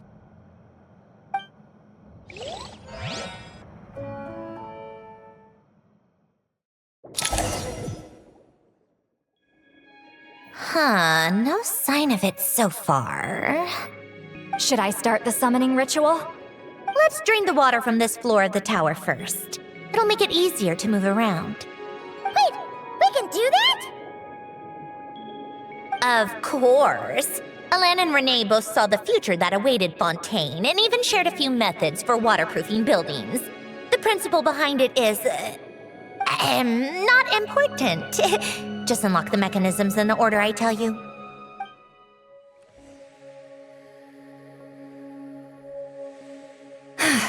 Ready?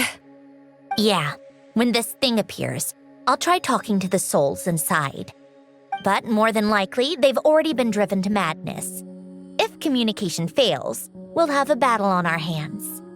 In that case, Paimon better find a hiding spot. If a fight does break out, I should be the one to deliver the final blow. Trust me on that. Understood. All right, I need quiet. Wandering spirits drifting along the tides. Hear me now. Broken souls, silenced, torn apart and forsaken. Follow the traces of the past and return to us. Let resentment recognize resentment. Let vile entities be drawn together. And in this place, take form once more.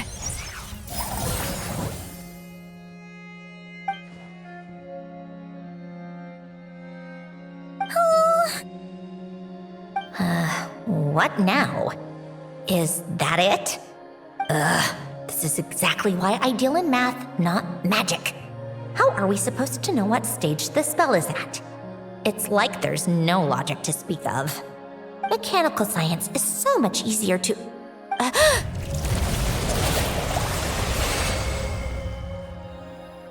Watch out!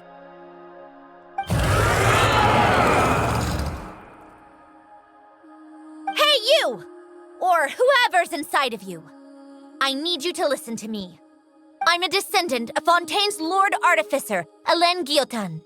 I can make you whole again and return you to the ley lines.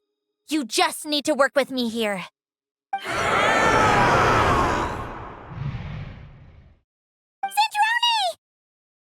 Cinderoni! Looks like talking this out is off the table. All right, plan B. Time to blow off some steam.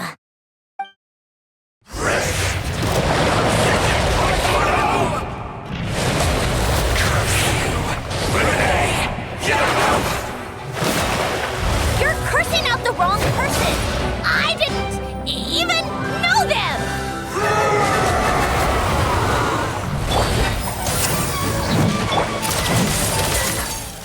Tiresome.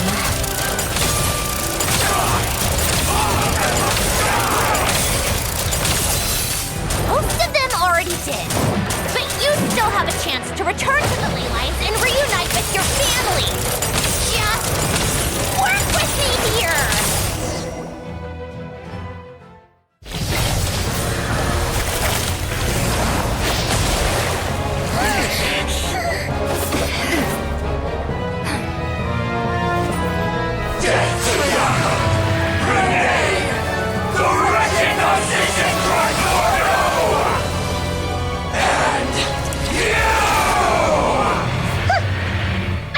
I'm not like them.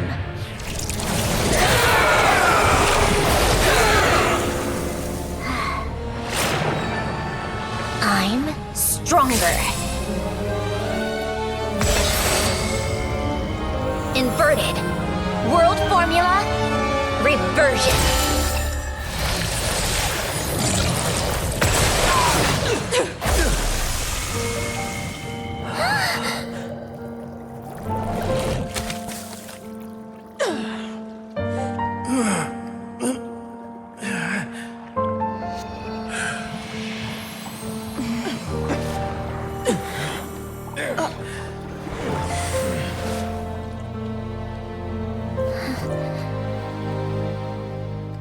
be at peace among the tides. Lost souls.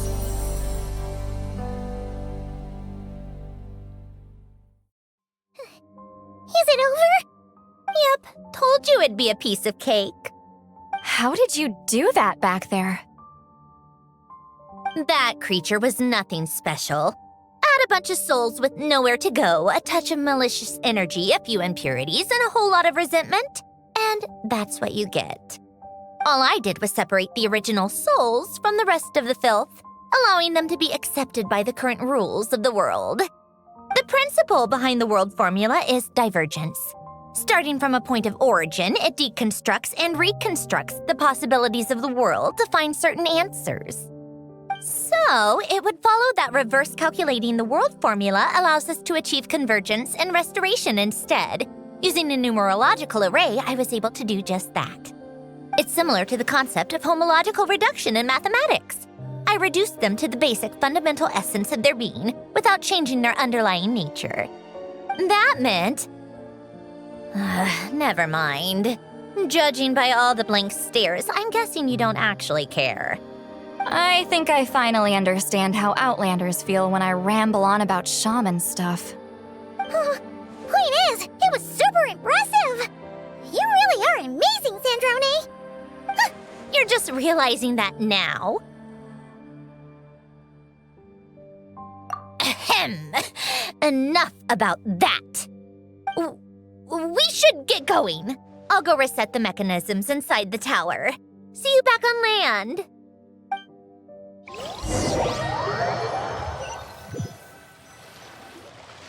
Well, that's one old mess for the books. Glad to have that over and done with. Feels nice to do a good deed every once in a while. You helped everyone out a bunch in Not Cry, too. Kinda seems like you're just a good person at heart. I wouldn't be so sure.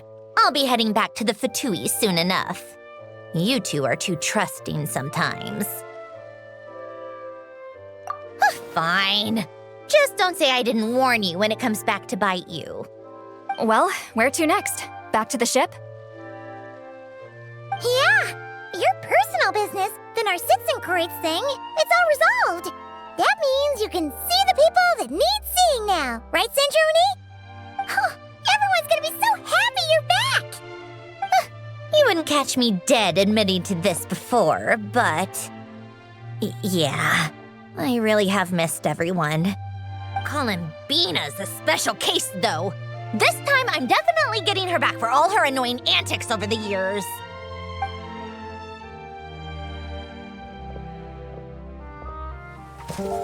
She'll sense me coming from a mile off.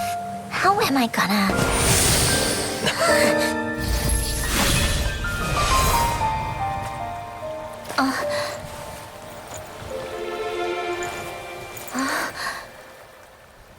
Sandrone? Is it really you? You're back? You didn't tell me. You avoided me. Why?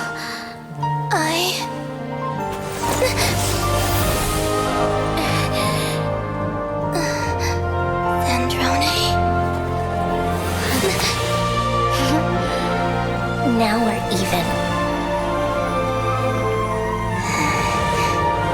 I missed you so much. That makes one of us, idiot. I'm here, Columbina.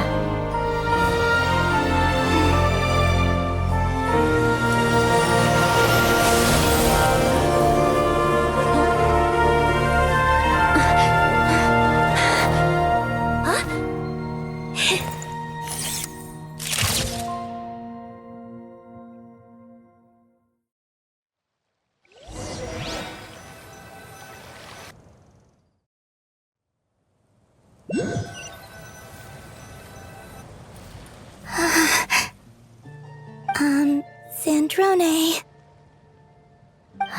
Don't ruin the moment. Or I'll start thinking about how you teleported me to a random location after I explicitly told you to stop doing that. And scene! Bravo! Bravo! We got it! This is exactly the ending I was hoping for. Huh? Where did you just go, Miss Columbina?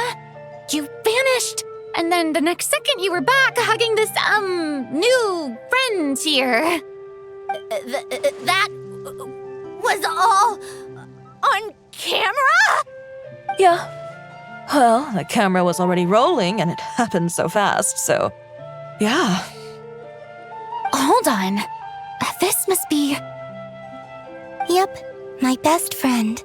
The one I was looking for. I never thought I'd actually get to see her again. I'm just so happy. Plus, the film got a happy ending too. It's all thanks to you, Sandrone. Sandrone? You couldn't stop being annoying for 1 second! Columbina!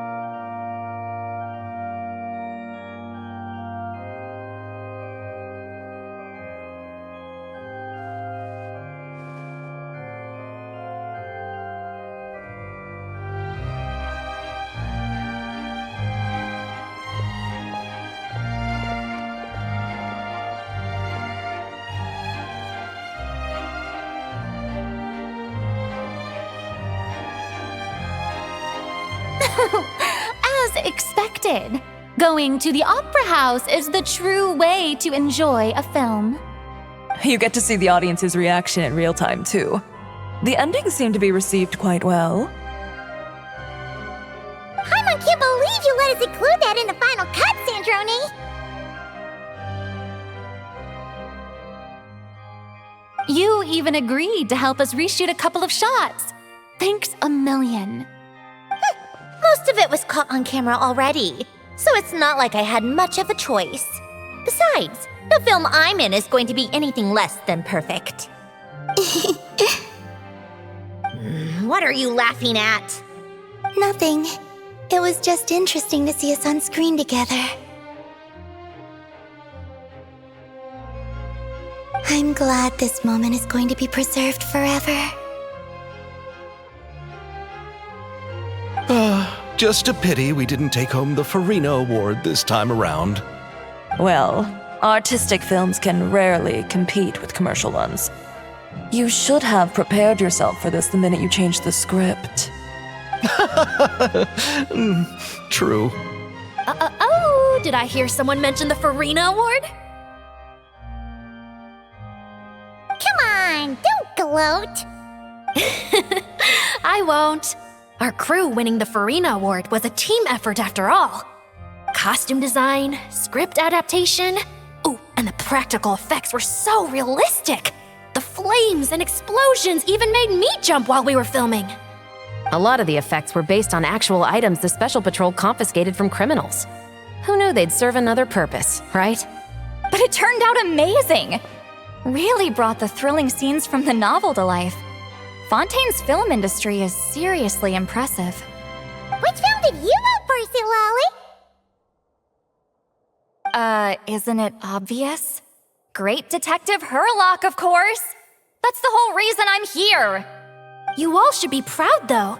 A lot of critics are saying really good things about your film, too.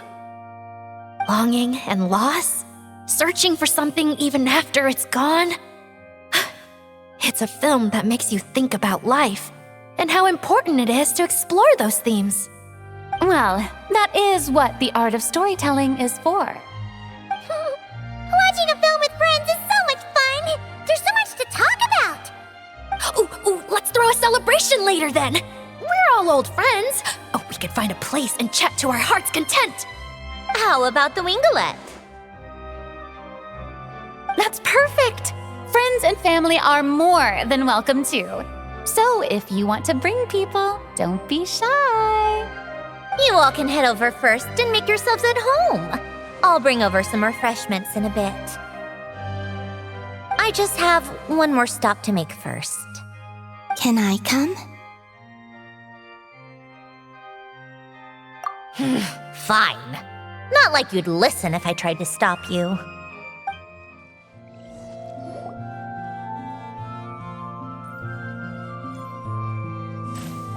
Wait! Is this? Yes. Here lies Lord Artificer, Elaine Gaeltan. This is his grave. Oh. I'm sorry, Ellen. I'm sorry this is the first time I've been back since leaving Fontaine. I should have come to see you more often. I got your gift. I even cleaned up one of the Nartsitzenkreuz Ordo's messes along the way.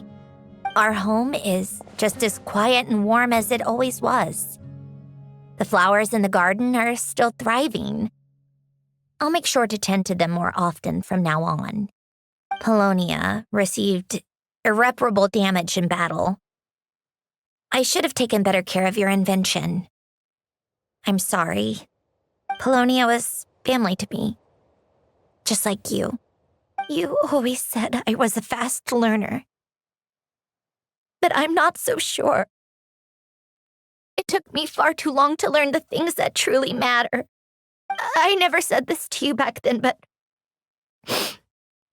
thank you for creating me. For giving me the chance to experience life. Being your family meant everything to me. Absolutely everything. Can I say a few words as well, Sandrone? Don't need my permission. Hello, Mr. Guillotin. I'm Sandrone's friend. You don't need to worry. Sandrone is doing great. Not only is she a brilliant scholar, she's made a whole bunch of friends, too. And she takes great care of them. As if. She'll never admit it, but she's always there when her friends need it the most. I wouldn't even be here without her. So, if she ever needs help, her friends will be there in a heartbeat, including me.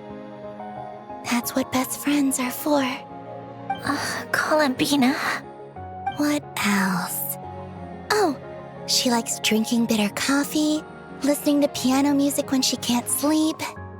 Turns out she even likes giving hugs. No, wait! Don't tell him all that! Huh? I don't understand. I didn't think you'd want to hide things from him. Well, yeah, but there are still things I don't want to say. Okay. I'll come by myself and tell him for you then. That's not what I meant. All right. Enough with the speeches. If no one has anything else to add, let's just leave it there. Should we say a few words too? Kinda seems like Columbina said it all.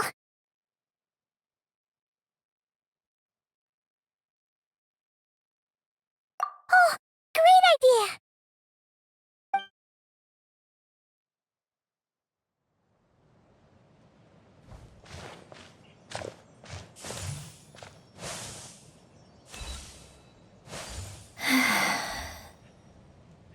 Goodbye, Ellen.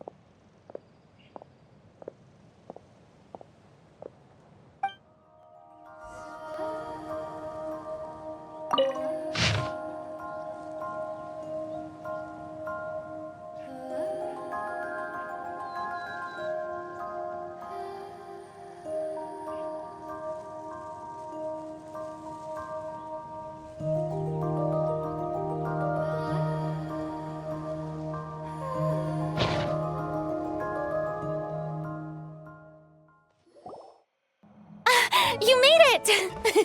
The party's already started. Oh, but, you didn't bring anyone else along? I thought you headed out to invite some friends. We did invite a friend, actually.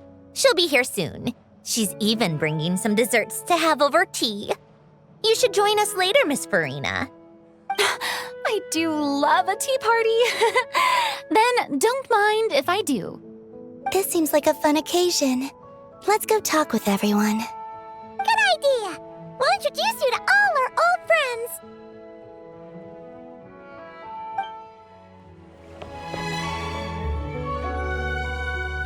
You made it. Sorry for starting the celebrations without you. No worries at all. We're just glad everyone's having such a great time. Oh, right. You've probably seen them around already, but let us introduce you for real. This is... Miss Columbina and Miss Guillotin, right? Oh, we saw the film you were in.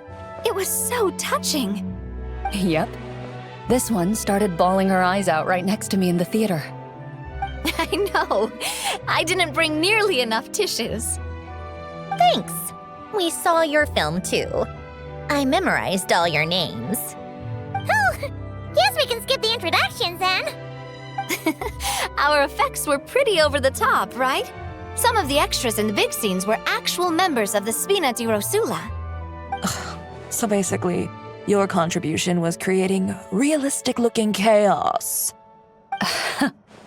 That wasn't the only realistic aspect. Miss Chevres and Miss Emily were also kind enough to lend their expertise on criminal investigations and forensics. Oh, it was nothing. I was just honored to take part and help out. Wow! No wonder your film turned out so good. You basically had an expert in every field. Talk about a stacked crew. Oh, speaking of, want to join in on a round of tabletop troupe later, Miss Columbina and Miss Guillotin? I mean, what better place for a party than a party? Here we go again. That sounds interesting. Yes! Persuasion successful! What about you, Miss Guillotin? I guess one round couldn't hurt. Critical success!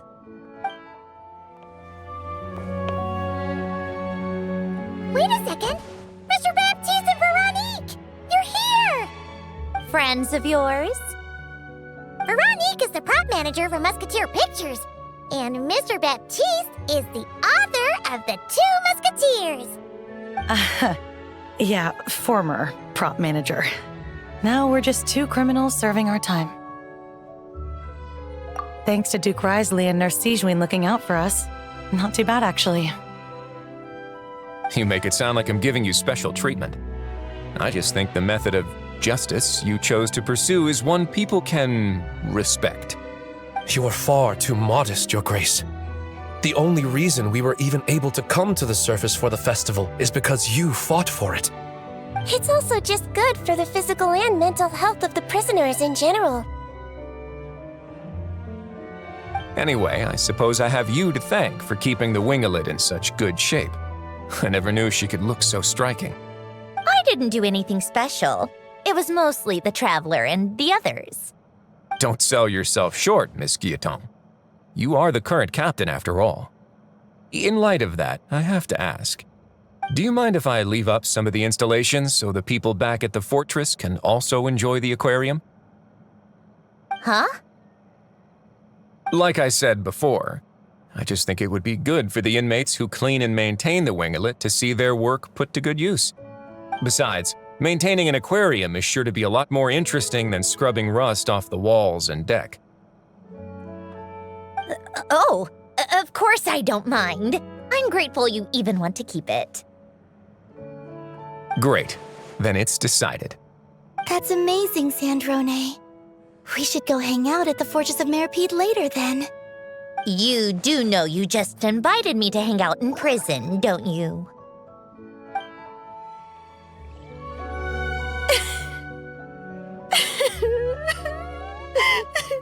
What a dream come true!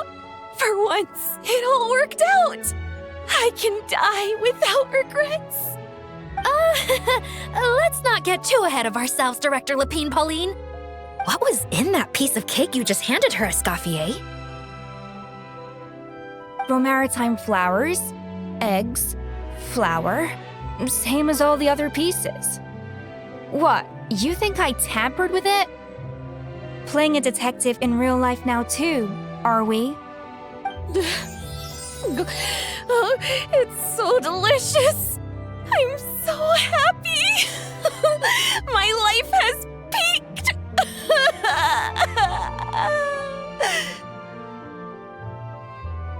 Miss Lapine Pauline, look who I brought! Master! Wait, what happened to your face? Why are you crying? Never mind my face. Here, let me introduce you. This is Miss Charlotte and Miss Escoffier. Things are sounding lively over here. Oh, look who it is! Perfect timing. I was so busy with the shoot, I feel like we barely got to talk. Ah, and the elusive Miss Guillotin. It's great to see you.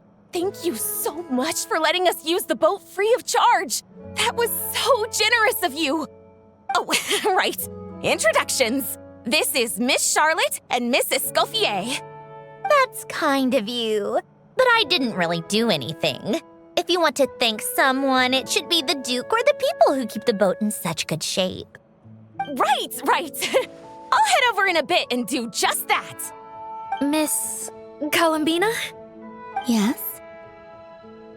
Could I interview you sometime? I'll treat you to some gâteau de bord for the trouble. There's only a limited amount available each day, but it's an absolute must-try when you're in Fontaine. Oh, sure. Bold of you to use my own cake as a bribe right in front of me. You know what? When else are we all going to be together like this? Come on, everyone! Grab your drinks!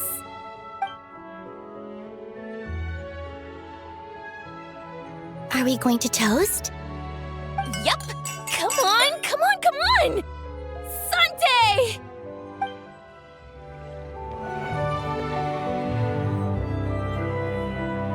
Nervalat! You came to the celebration too! Yes. I can only hope my presence does not make anyone ill at ease. Who's this? All right! This is Nervalat, the Udex of Fontaine. And this is Columbina and Cendrone. Greetings. Hello. These two must be the Fatus and former Fatus related to the recent incident in Nordcry. I read about them in the diplomatic report. The Udex? Oh, the dragon that cries a lot. Oh, well... Jeez, Columbina. That's your takeaway from all those Fatui meetings? Seriously? Is that truly how I'm portrayed in the Fatui's intelligence? You must put a lot of people in prison then. Well, it would be more accurate to say I pass judgment on their crimes. All trials in Fontaine strive for fairness and justice, so as to avoid imprisoning the innocent. So, only the people who deserve it get sent to prison. Well, deserve is quite a subjective metric, is it not?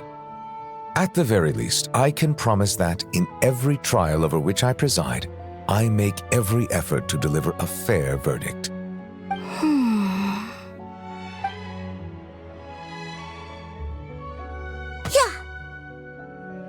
Oh, for the love of... what is she doing now? You seem like a good dragon. Not the kind that throws people in prison for no reason. I think we can get along just fine. Thank you? Then she punched me because... Sorry, Nervalat. She thinks that's a sign of friendship. Where does she even pick up weird habits like that? I see. I believe I have observed people on the streets of Fontaine expressing affection in a similar manner. I suppose I now know what it feels like. Yes. Quite, abrupt. You know, these two are surprisingly alike. Granny Itzley, you're really not going to let us borrow these cute little stuffed toys for our magic show? First of all, Seatlalin and Eats Papa are Chi-Chi meal. They have inauspicious stars sealed within them, and they're my helpers, not toys. But the Grin Malkin Cat and Boggle Cat box are Linny and Lynette's helpers. And they still make good partners on stage. Agreed.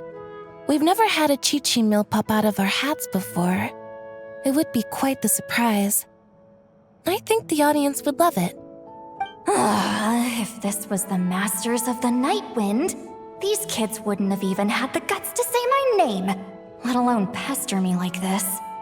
I'm terrible at dealing with requests like this. Oh, Traveler, quick, save me! You think you're so funny. Lady Sandrone, Lady Columbina. Hello. Don't look at me like that. I don't have any mechanisms for you to break. Don't be fooled by my sister's demeanor, Lady Sandrone. She's just as delighted as the rest of us to have you back. Well, I suppose when I'm not so busy, I could find some time when Arlecchino is around and bring over a few gifts to the House of the Hearth. You're too kind, Lady Sandrone. I'm sure just your visit alone would make Father more than happy. I just need to borrow them for a bit. I'll pull them out of my hat, give them a quick hug, then give them straight back. When did hugging become a part of it? Oh! I could lend you pair, so you have something to hug in the meantime. He gives really good hugs. I don't need something to hug in the meantime. The issue was never the hugs. How about this? You can have 2 VIP tickets right next to each other. Excellent view. Right next to each other?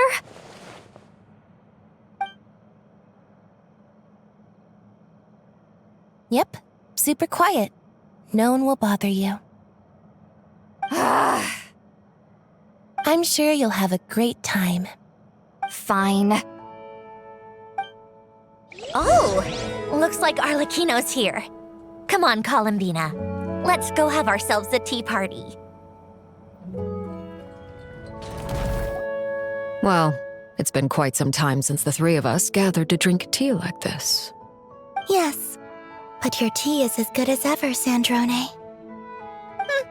Of course it is. The pastries you brought aren't half bad either, Arlecchino. I'm glad to hear it. Are they to your liking, Miss Farina? If I remember correctly, this particular cake is your favorite. Yes, thank you.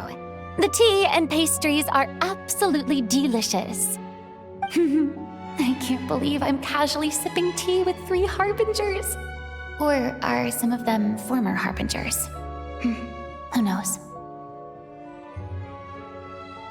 Due to diplomatic reasons at the time, our last tea party was rather tense. Wasn't it, Miss Farina? You have my apologies. But this is simply a casual gathering of close friends. So I do hope you can relax and enjoy yourself. Of course! I appreciate the hospitality, in both cases. Next time, let me be the one to treat all of you. I'm sure we'd all be delighted to have you join us more often. The same goes for you two. Of course we should do this again! We've all been through thick and thin together by this point. This is nice, Sandrone. It reminds me of the happy times back in Snezhnaya, when things were so lively. Yeah. To be honest, I never thought these gatherings would feel this lively ever again. Well, I think I speak for all of us when I say we're truly glad you're back, Sandrone. Me too. I've realized that holding on to what matters doesn't just mean protecting what you already have. By reaching out and striving for something new, you can gain much more than you think. No, that certainly doesn't sound like something the old you would say. Well, I'm only going to say it once, so don't get used to it. Who knows? Perhaps your tea parties will only get livelier from here on out. Once you return to the Fatui, we'll have more opportunities to keep in touch in any case. I want to spend more time together too. But I don't want to go back to the Fatui. Well, Notcry isn't too far from Snezhnograd. It shouldn't be hard to find a place where we can all get together. Oh, and then I can sing for you. Or put on some of your favorite music. Just like the old days. Speaking of music, I spotted a mechanical piano below deck. Is it yours, Miss Guillotin? Yes. Reclaimed, I suppose you could say. Why don't you play something for us? Huh? In front of all these people? Yes, why not? You play so well. Yeah, come on! Just a little, please? For the love of... Fine! One piece, and that's it.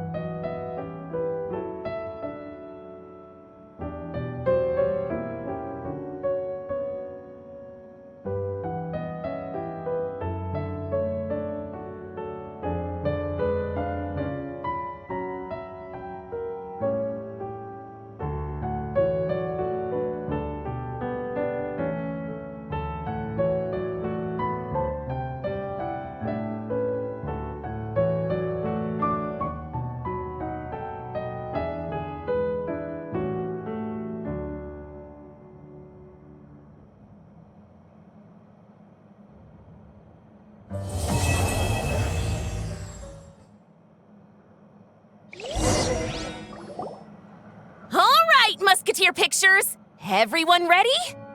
I'm not sure I should be in this one. Of course you should. You might have primarily helped out another crew this time, but you're still a member of Musketeer Pictures. All right, thanks. I'll still stand a bit off to the side, though. Can I be in the picture too? Of course, Miss Veronique. I would have loved to have you in the last one too, if circumstances had allowed it. Thank you, Director Xavier. Do I really have to be front and center? You're one of the lead actors! Of course you do! Nervous, Sandrone? No! All right, look at the camera! And 3, 2, 1... Musketeer Pictures!